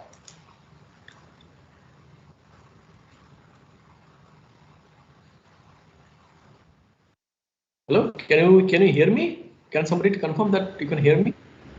Yes, sir. We are Yes, here. sir. Okay, okay. All right. So if there is no question, so we can go forward for Earth's ionosphere. Okay. So you see the left figure, already I talked about it last lecture on Monday, that the Earth can be divided, or Earth atmosphere, it should be precise, Earth atmosphere can be divided into several layers: troposphere, stratosphere, mesosphere, thermosphere, based on the temperature. Okay, how the temperature behaves. Okay, and you see beyond certain altitude, the temperature almost like constant. Okay, and of course, if it is beyond Earth atmosphere, then temperature again will decrease, and it will be interplanetary temperature. That is a different thing. But I'm talking about within Earth atmosphere, right? So now what happens? These there are, like in the thermosphere mostly, you can see the radiation from sun, mostly that high energy radiation from sun, they absorbed. Mostly they are absorbed. Like some portion of gamma rays, then X-ray, extreme ultraviolet. So those have energy, a lot of energy. Like in terms of, if you say EV, they have like more than like 7 EV or 10 EV, even KEV. X-ray has a KEV level, right? So these are basically all are absorbed in the thermosphere. Now thing is, if it is absorbed, they have so much of energy that they can not only dissociate molecules, they can also knock out electron from the molecules and atoms. All right. So they have that much of energy with them. So of course it depends on the ionization potential. So obviously the ionization potential is of any atom is something like let us say 10 electron volt. So if it is more than 10 electron volt, so what will happen? It will be ionized, right? So that's how these atoms and molecules in the thermosphere, they becomes ionized. So they become ions and of course electrons in the daytime. All right, and that is the reason these are a region. Mostly this region is called ionospheric region as well. All right, and these ions, electrons, and of course there are neutral as well. So these are all together. These are called plasma. So plasma basically nothing else, nothing but ions, electrons, and mostly neutrons. So only less than 1% of thermosphere region is ionized. Other 99% is neutral actually. Okay, so you have to remember that if there is a question that how much percentage is ionized in the thermosphere, it is just 1%. So 1% of total neutrals, neutral atoms and electrons, neutral gas basically, is ionized. So it is basically ionized gas. Only 1% of the total neutrons. Baki 99% are all neutral, in remains neutral actually. All right. So you have to remember that, okay, the number. Okay. Now these are called plasma. Plasma means nothing but electrons, ions, and neutrons. So all the three together, they are called plasma. Okay. So plasma has certain properties. I'm not going into the detail. But why do you call it plasma? And I'm not going into the part. Okay. So it is not necessarily, I'm telling you, not necessary that ionized gas will be called plasma. Okay. So plasma, in order to tell that this ionized gas is plasma, they have to satisfy some properties. Okay. So in general, for your time being, because you are a first year student anyway, so I mean you just realize this is plasma. I'm not going into the detail what are the specific properties of plasma. There are 3-4 properties of plasma in order to qualify the ionized gas to be called as a plasma. Okay, so I'm not going into the details. So you will just realize that this is plasma is there. Okay, and there is a peak here. You see the density, and you can see the density. So daytime, nighttime densities are always there here. So based on the plasma density and plasma, basically plasma properties, I should say, this portion, the whole ionosphere, okay, this is called ionosphere because there is ions and electrons. The whole ionosphere region can be divided into 3 layers. You can see D layer, then E layer and the F layer. All D region, E region, and F region, whatever you call it. And then F region can be has two peak, F1 peak and F2 peak. Why? Forget about for the time. There are a lot of complex things that are happening, so I'm not going into the detail part of it. All right. So now this based on the properties of the plasma, as I told, it can be just like in neutral things, neutral temperature. Temperature, the way the temperature decreases with altitude or changes with altitude, we have the troposphere, stratosphere, mesosphere, and thermosphere region, right? So in a similar way, the ionosphere region, which expand from like 60 kilometers through like 1,000 or more than 2,000, few thousands of kilometers, this region actually, it can be divided based on the plasma properties. Okay, so the first region, which like almost like from 60 to 80, okay, this region 60 to 80, this region is called D region. Okay, so D region. So the D region has a lot of complex ions. Like complex ion means in the terms of like there are the compound ions, you can call it. Like it may have sodium bicarbonate plus or sodium bicarbonate minus, something like this kind of ions. So not only complex ion, positive ions, it also has negative ions as well. So there is a lot of, so for example, it is a CO2, CO2H2O, something like that bond, it has a minus. Okay, so these type of complex systems, complex ions. Okay, and the densities are very low. Okay?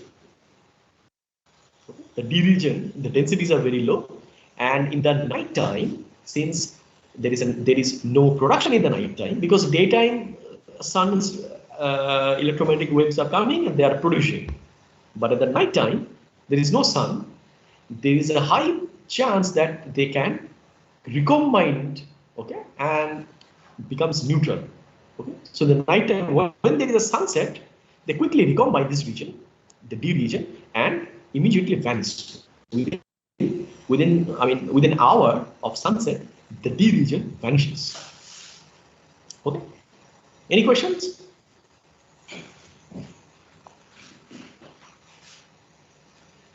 All right.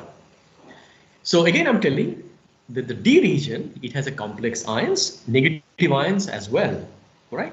So not only positive ions, positive complex ions, it has a negative ions as well. Okay?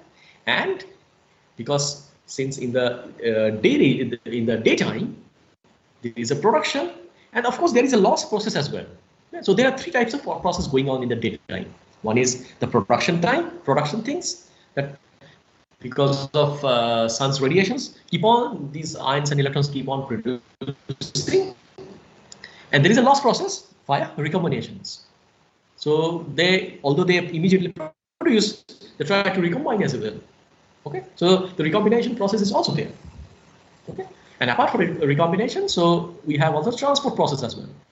Means it goes from one place to another, and they can have some other things as well. So there are three types of things available in the daytime. In the nighttime, production is zero, only recombinations and transport. Okay? So since the production is zero, and the daytime, what happens in the D region, in the nighttime, it just after sunset, hours just after 1 hour, like maybe not only even few hours, it is just an hour before after sunset, D region, all the ions very quickly recombines with each other and becomes neutral, and D region completely vanishes just after sunset. Okay? But in the E region, there is another called E region. Okay? The density is quite more than D region. They have primarily molecular ions, which is called molecular plus, positive ions, NO plus and O2 plus, primarily NO plus and O2 plus. Okay, in the E region. Okay, so in the E region, molecular ion exists. Okay, so in the D region, what happens? All this complex ion exists. Negative complex ion, positive complex ion, all sort of ions, complex ion exist. It is a long molecular chain. They exist. But in the E region, only molecular ion exists, which is NO plus and O2 plus primarily. They have other ions as well, but dominant ions are NO plus and O2 plus. All right, and they have a relatively longer lifetime. That means after sunset, they can exist. They can sustain for a long time, at least several hours. Sometimes you see, I mean, the density, of course, it decreases because like a few hours, and they have some other ions as well. So in density, it reduces significantly. Okay, order of magnitude that reduces, but still it doesn't vanish. It is still there. You see, almost like 10 to the power 3, 10 to the power 4 order per cc. Okay, so they still exist in the E region after sunset, or in the night time.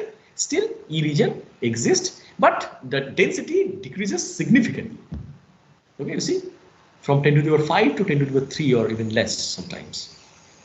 Okay, so E region exists, but drastically reduces, but doesn't diminishes.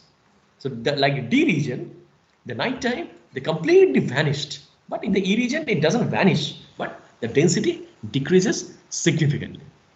Okay, and in the F region, there is another thing is F region is the density is the peak will be in the F region. Actually, it has a quite number density was quite a big, and they have only atomic ions because it is quite above it. So the peak is something like 350 kilometers over here. So beyond 120 kilometers, it is called F region. So the D region is 60 to 80 typically, then 80 to 120 E region, and beyond 120 it is called F region, and it has a peak in the F region itself there. And the main dominant ions are atomic ions, mostly O plus, then H plus, all sort of lighter ions will be there. Okay, so in the F region there will be only lighter ions, means atomic ions. The molecular ion no longer can exist because these are heavy. They are most found in the E region itself.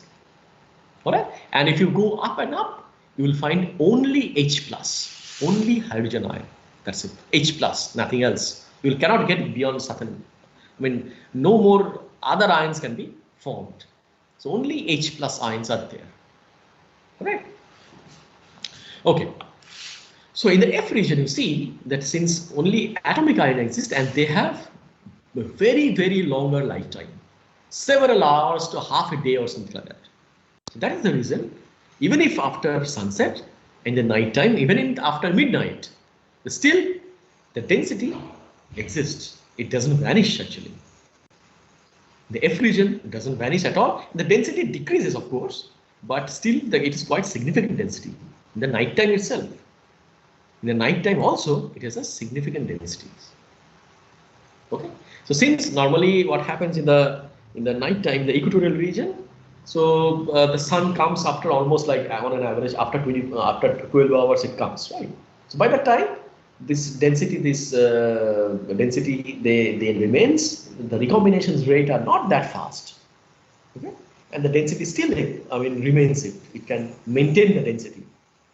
And if, of course, if somehow it happens that the sun, like it doesn't see the sun for like few days, then of course the ionosphere will diminish. That is for sure. But still, since it is only doesn't see for like 12 hours, so it can still maintain it. And again, after sunrise, again there is a production, and quickly it can rise. The density of plasma again goes up. All right, and beyond F region peak, the density that falls like this, and eventually after several thousands of kilometers, the density of plasma it reaches in the interplanetary distance. I mean, interplanetary, you can call it the density, and you can call it is no longer belongs to Earth atmosphere. All right. Any questions?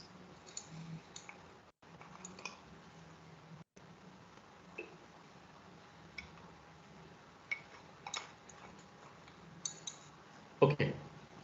So now you can, one question you can get, we can see, I mean, you can ask that why we read this ionosphere, first of all, at first place. Why there is a need for studying things? Why there is a need for research? Okay. And very important thing is, yes, it is useful for human in day-to-day life, actually. Okay. So the reason is, long, like several years, thousands of years, I mean, several decades ago, almost like 100 years, you can call it, the time, I mean, or you can call it not your time, probably. So before this DTH things or cable things, okay, you used to have Doordarshan, if you can, I mean, many of you can, you know it, right? So before all sort of ZTV, Star TV, this only thing in India was Doordarshan, and there is no satellite televisions as well, right? There's only Yagi antenna used to be there in every household in the rooftop, and there is one TV. That's it. Okay. So these type of signals, they used to transmit from one place to another. Okay. So there is one place to another, they used to transmit. So there is a transmitter here, and there is a receiver here. Okay. So let me record 1 minute, 1 minute.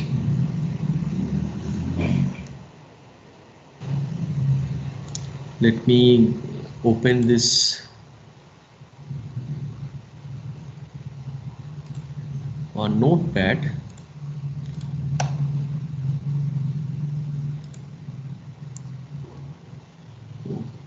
Okay. Or I'll use it. Wait a minute.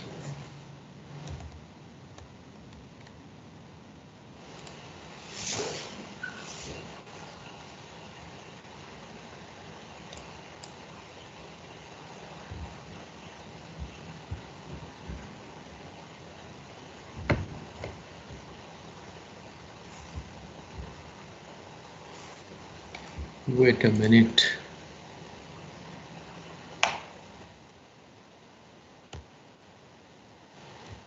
Okay, so let me share again one thing. Okay. So in those days, even I have seen that the ionosphere was used to be a mode of utilizations of communication signal. I mean, communication things. Okay. So let us say this is Earth's surface. Earth's surface is a curved. Okay. And then let us say this is an antenna. Okay. Okay. And we have the antenna means there's a tower. Okay. There is a huge tower, just like a mobile tower, right? And we have here, we are there. Okay. And you see, if since Earth's surface is a curved, like this curved, right? So, and I mean, the signal, it may not reach like this because it will, Earth will be, the surface will be this thing. It will be blocking it. But luckily, we have ionosphere, ions. So it acts as a natural reflector of radio waves. Okay. So what it does, instead of seeing directly, they is to send to the sky all the radio waves, and it is bounced from the ionosphere and reached us. So the ionosphere will be used as a natural reflector those days.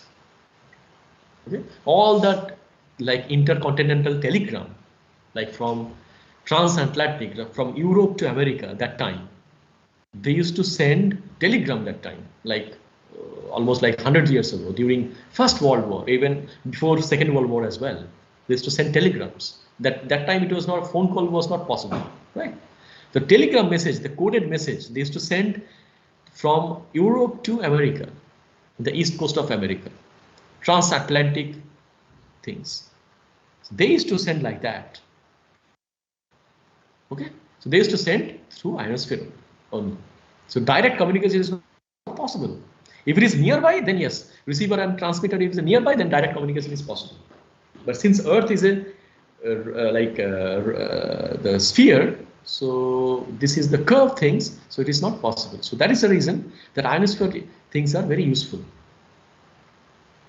Right? So studying of ionosphere is useful, but there is another problem as well. So this is a natural ions, natural reflector. So it doesn't stay as like this. Okay. So in the night time, they come a little bit down here. Okay. And in the daytime, they goes up a little bit. And sometimes there are irregularities in the ionosphere. So some frequency may not be reflecting. So these all sort of things are very important things. And sometimes you see that nowadays all the satellites, they are top in the region, in the ionosphere, beyond ionosphere, like all sort of communication satellite nowadays. So they do the reflector part nowadays. They have an artificial reflector. They have an antenna like that, pointing towards Earth. Okay, like this. So nowadays what happens? They send not to ionosphere, because they send to the satellite, and this satellite has a reflector, and they reflect back to us. So all sort of nowadays that televisions, the DTH basically, all sort of things you are seeing at home, right? Tata Sky, Airtel, or all sort of things. So these are basically all are that instead of ionosphere, we have a satellite here, and that have a huge antenna, and they act as a artificial reflector. So they send it absorbs from the antenna.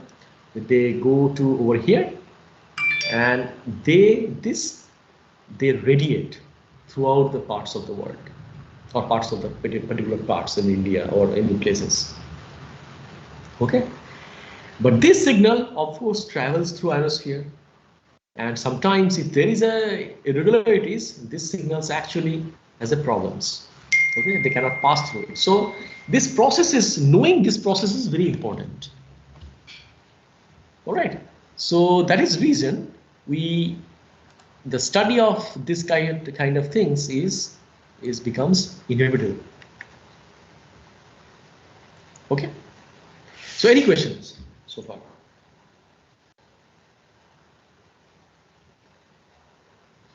Any questions?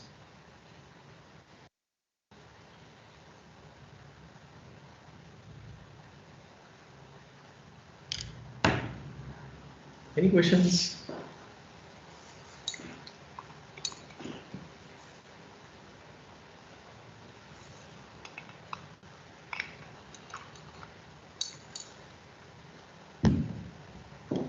All right. So if there's no questions, so what are we now going to see? That again, just what I told, that the radiation, the electromagnetic radiations from the sun, they actually are responsible for producing the plasma in the Earth's ionosphere. Okay, so it has a plasma. Only 1% of the whole ionospheric or thermosphere region is ionized. Only just 1%, even less than 1% in fact. Okay, and it has 3 layers based on the plasma property. What are the properties? I'm not going into the details. So based on the plasma properties, this can be divided into 3 layers: D region, E region, and F region. Okay, so in the D region is the lower region. It extends from 60 to 80, mostly 80 kilometers. And in the D region, the complex ions, D for Delhi actually. Okay, so D for Delhi. So this complex ions, negative ions are there, and just after sunset, they quickly recombine. The recombinance rate is very, very low, very, very high. Sorry, very, very high.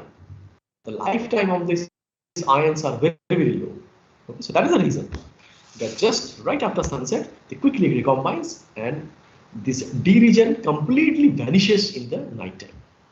In the twilight time, there may be there, but in the night time, it completely vanishes. After evening, it completely vanishes. Okay. So beyond the D region, the region is called E region, and the E region it is from 80 to 120 kilometers region. This is called E region. In the E region, mostly NO plus, NO means nitric oxide, NO plus and O2 plus exist. Dominant ions are NO plus and O2 plus. Okay? So they exist in the E region. Oxygen ions means oxygen molecular ions, O2 plus and NO plus, nitric oxide. Okay? So this exists in the E region.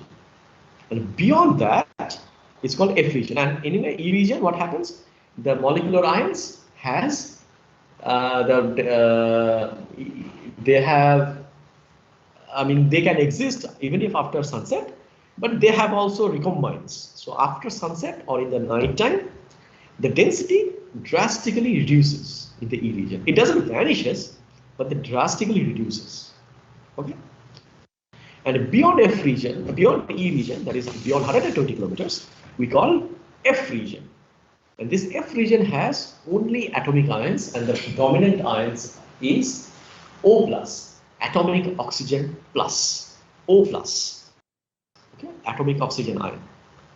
And beyond F region P, beyond certain region, it's called this plasma sphere, you can call it, or protonosphere, you can call it. It's only H plus ions are there, means protons, nothing else. Okay, so only protonosphere is called, and there's an H plus ions are there.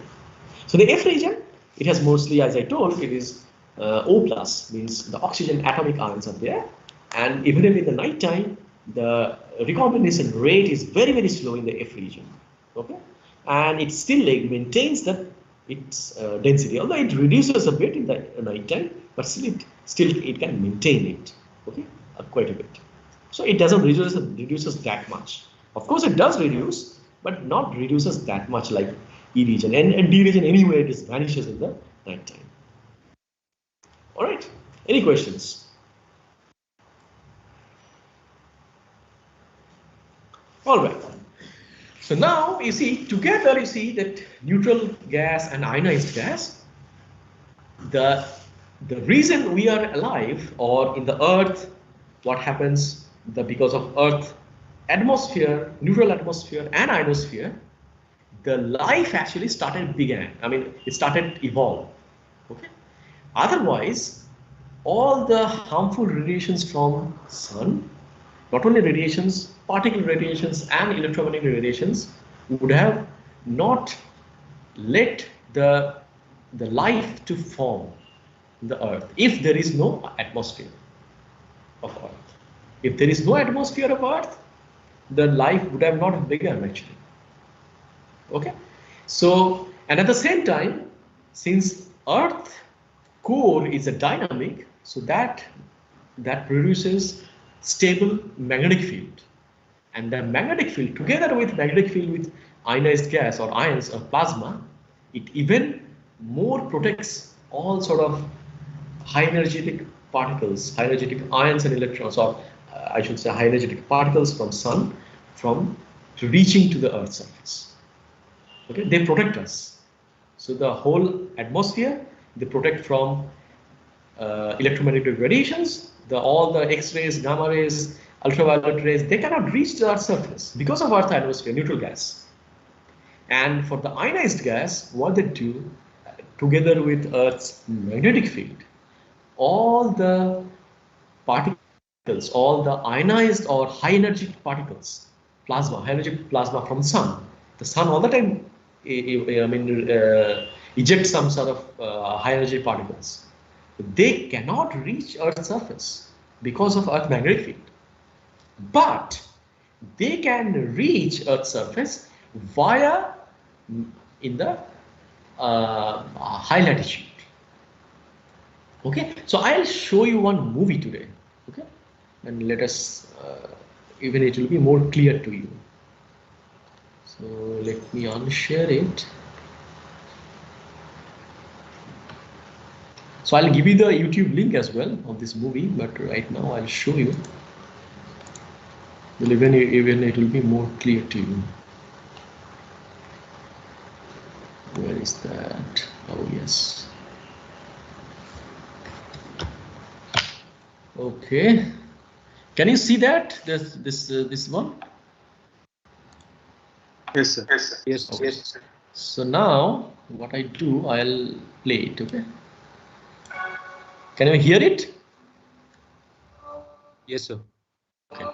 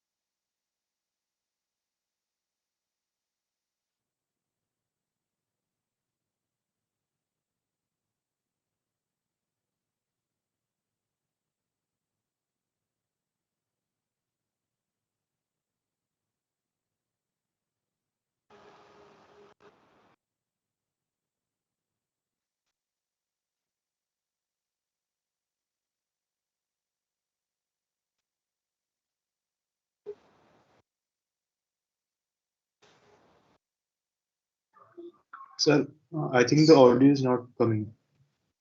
Yes? The audio of video is not coming. The video you are just showing. Not coming? Anyone? I have confirmed it. Video. Not coming? No, sir. No. No. Not coming? Yes, sir. It's No, not sir. coming. Okay, now you see? Coming?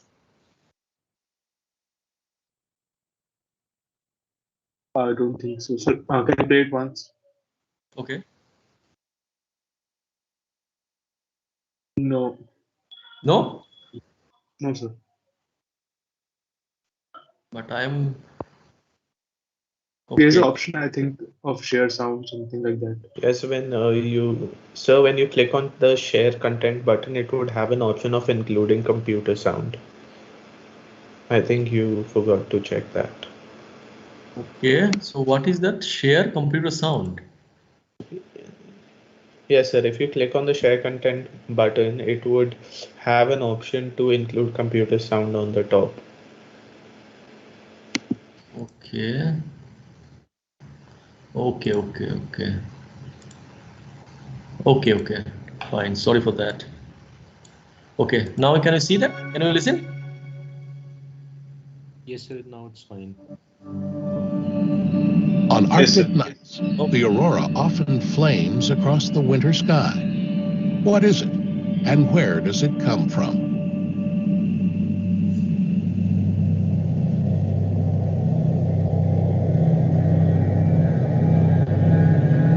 This is where the tale of the aurora starts.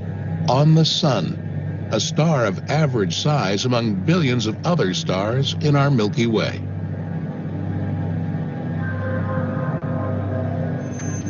The sun acts as an enormous power plant. The energy is created deep inside the core of the sun.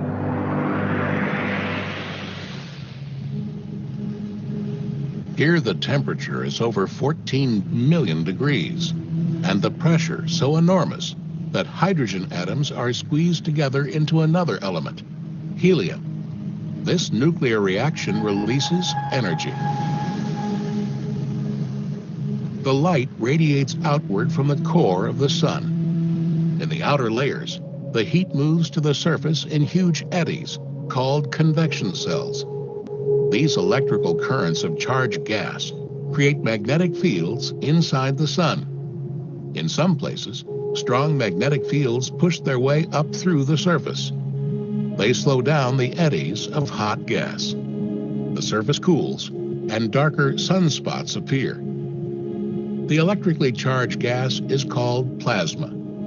The plasma drags the magnetic field further outwards. The magnetic field stretches and twists like a rubber band, and then the rubber band breaks. Several billion tons of plasma is hurled out from the sun. This is called a solar storm.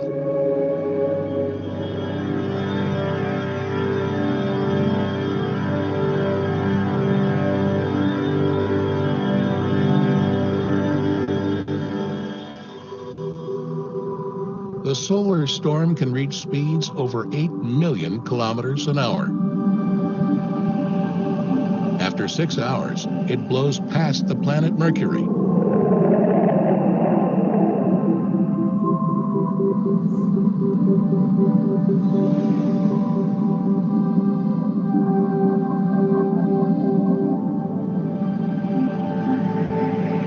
After 12 hours, the planet Venus.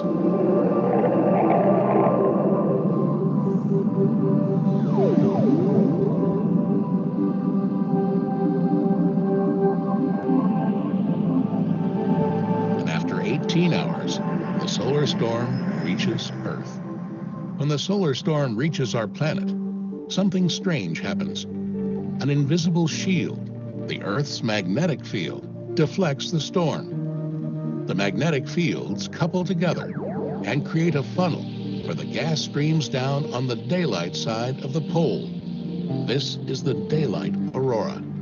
The magnetic fields stretch further back and couple together. The magnetic rubber band breaks, and gas from the solar storm streams along the magnetic lines towards the poles on the night side. This is the nighttime aurora.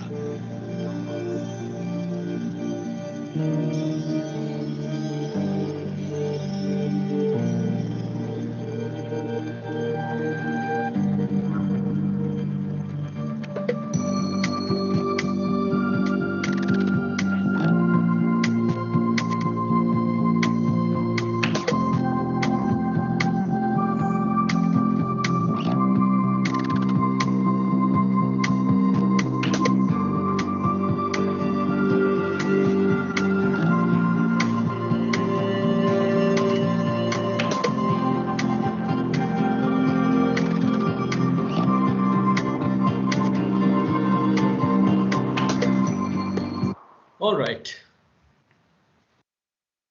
So can somebody tell me what did you learn from here?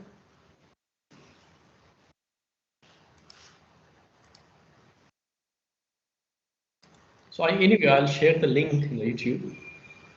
Yeah, tell me. The solar storms come from sun, and they get deflected. In 18 hours, they reach the Earth, and they get deflected due to Earth's magnetic field, because of which the stream currents go towards the north and the south pole, and they appear in the form of aurora lights. Aurora. So basically what happens in the low latitude region, it directly cannot enter actually. It enters in the high latitude pole side, both in the Arctic and in Antarctic region. Okay, so that is the reason you see when people say that those people have like the flight attendants who flies transatlantic flights. So they go via Greenland and everything, right? So they get a lot of doses of high radiations. So after sometimes the health checkup should be necessary because they go a lot of times. And those who stay in the high latitudes, high latitude, they also get a lot of this dose of high energy particles. Okay. Now, what happens when these high energy particles they bombarded in the polar region? These neutral particles, they actually prohibits to enter. Okay? They are acting as a shield. So first shield is the Earth, that magnetic field. They actually cannot, the plasma, they cannot just like that enter. They only can enter through it. They produce a huge shield about it. It only enters through high latitudes region where the magnetic field lines opens up, and all the plasma they gyrate through the magnetic field lines and can enter through this through pole, Earth pole, either North Pole or South Pole, in both region. Okay, and when they pours throughout this altitude, the neutral particles they also prohibit. Okay, and what happens? They collide with the neutral particles, and then since they have a huge amount of energy with them, these particles, mostly protons, sometimes electrons as well, they fight with neutral particles, mostly nitrogen and oxygen, because these are mostly dominant particles, right? Nitrogen and oxygen. 78% nitrogen, 21% oxygen, and depending on the energy of the high energy particles from the sun, they can create green aurora or red aurora, or even blue aurora as well. In order to get the blue aurora, they have a lot of energy. They should have a lot of energy. Alright, so these type of auroras, so basically these are created because of nitrogen and oxygen molecules, okay, and atoms, all sort of things. Alright, so any questions?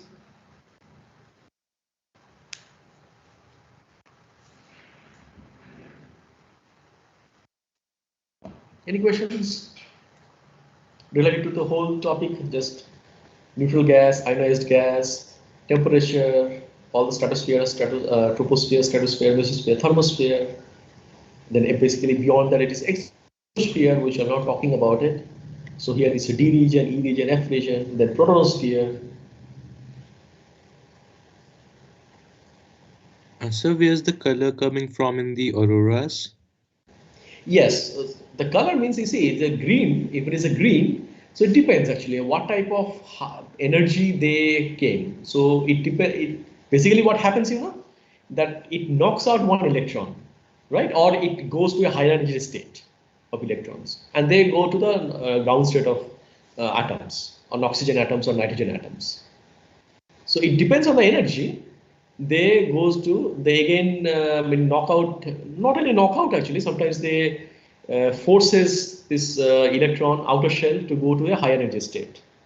And when they come back, it forms an aurora, in either in the oxygen molecules or oxygen atoms. Oxygen atoms is not possible because it can knock out electrons from there. It depends on the energy, of course. But in the oxygen molecules, it is possible, this type of transition of energy state. Okay, so it goes to the high energy state because of knocking. It has a lot of energy to shift the electrons from a low energy state to high energy state, and then again goes back to the original state. It forms a light. So these are called basically aurora. So green aurora, red aurora, blue aurora, also things are possible.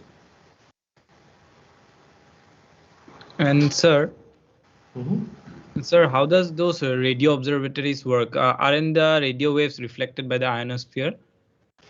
No, it depends on the frequency of the radio wave. So that is the reason I told. No? So at that time, during like First World War or even Second World War, the communication medium was like VHF, okay, or HF mostly. High frequency means it is 2 to 20 megahertz. So they actually can be reflected by the ionosphere.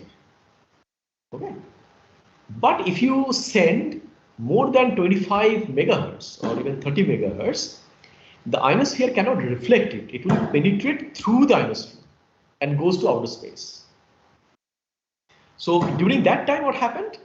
Because of limitation of the technology, they could only produce like 10 megahertz, 20 megahertz, not more than that. Because of limitations of the system, I mean limitation of the technology. But nowadays we can produce almost anything, right?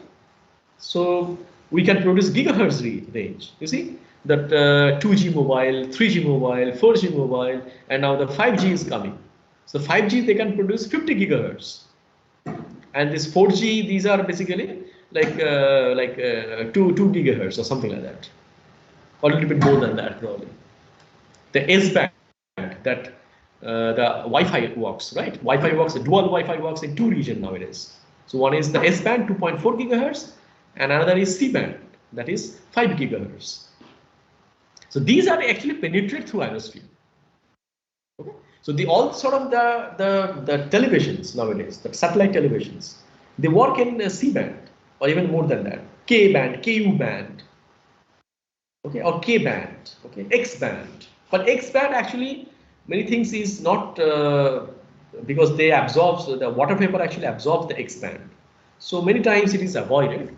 The K band, KU band, V band, so all sort of things. This band actually they are used for satellite communications because they are not affected by the ionosphere. Okay? They are least affected. If you increase the frequency of the radio wave, they penetrate through it. Okay, but the L band, the GPS, the navigation signal, they are actually affected by, can be affected by L band, that 1.2 gigahertz, right? L1, L2, L5, all sort of things. they can be affected by ionosphere.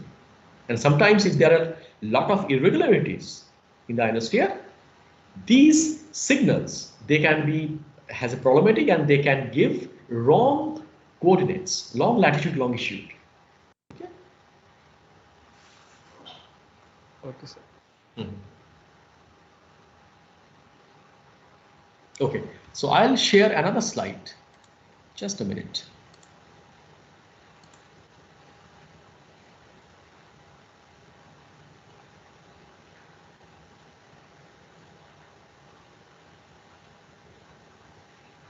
Just 1 minute.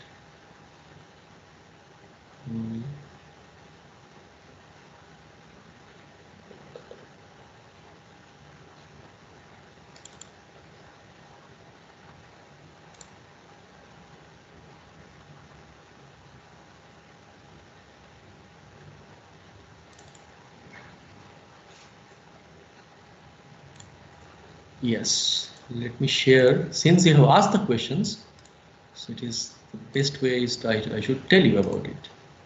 Okay. Can you see the slide? Yes, sir. Okay. So what happened? I'll give you one real life example. Okay.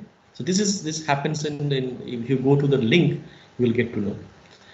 So you see, as I told that the ionosphere, like it affects, right? I mean, if there is irregularities, there is, there are disturbances in the ionosphere, they can affect the radio signal in the GPS, that L-band, 1.2 gigahertz. Okay. So one real life example happened.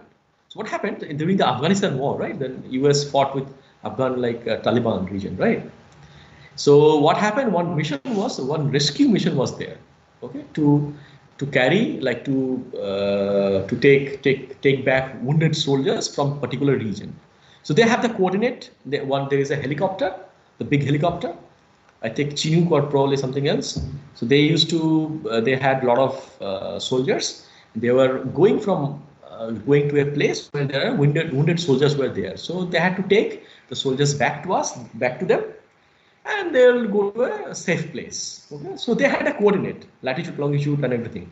Okay, but what happened when they went, they had a handheld device. Okay, that reads latitude, longitude. Every helicopter, every plane has, right? You know it. But what they did.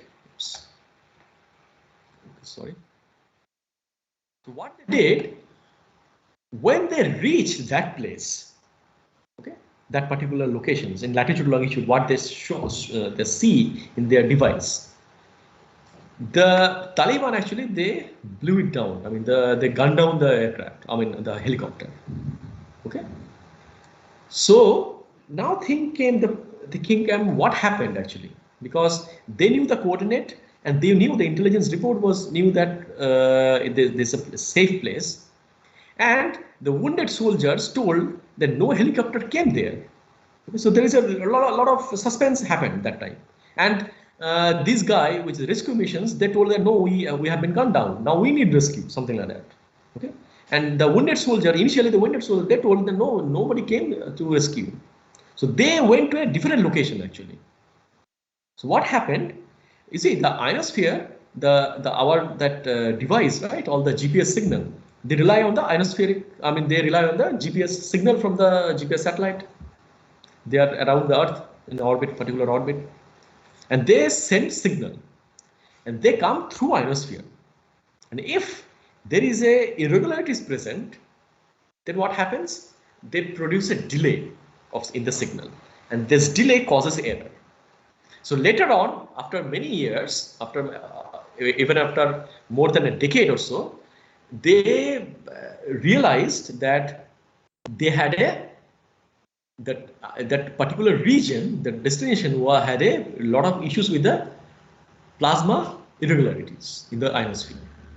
So what their system recorded, what their GPS device recorded, something else. Okay, so they actually wanted to go to a particular place, but they went to a different place, and their device their device showed that coordinate. Okay, so actually what happened, they read the wrong coordinate, although they showed that, okay, let us say they wanted to go to 33 degree, 22nd or something like that. Okay, but they were going to some other place, but still they're recording this 33 degrees, something like that. And the Taliban actually blew it.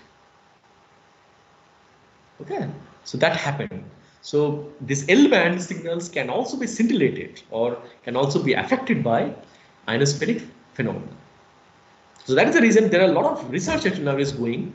There are a lot of fundings actually. There are a lot of opportunities for in this field. So to study it so that we can predict this the whole process. But unfortunately, we cannot predict it. There are so many processes are going on. We cannot predict actually. All right. Any other questions?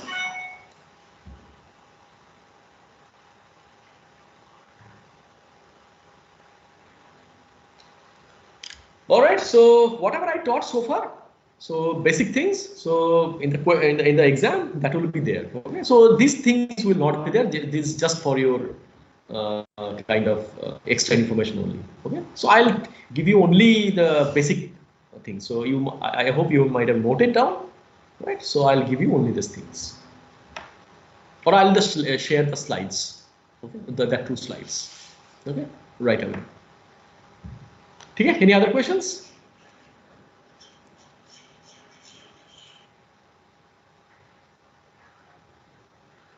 All right, so there is no other questions, so we can end the lecture today.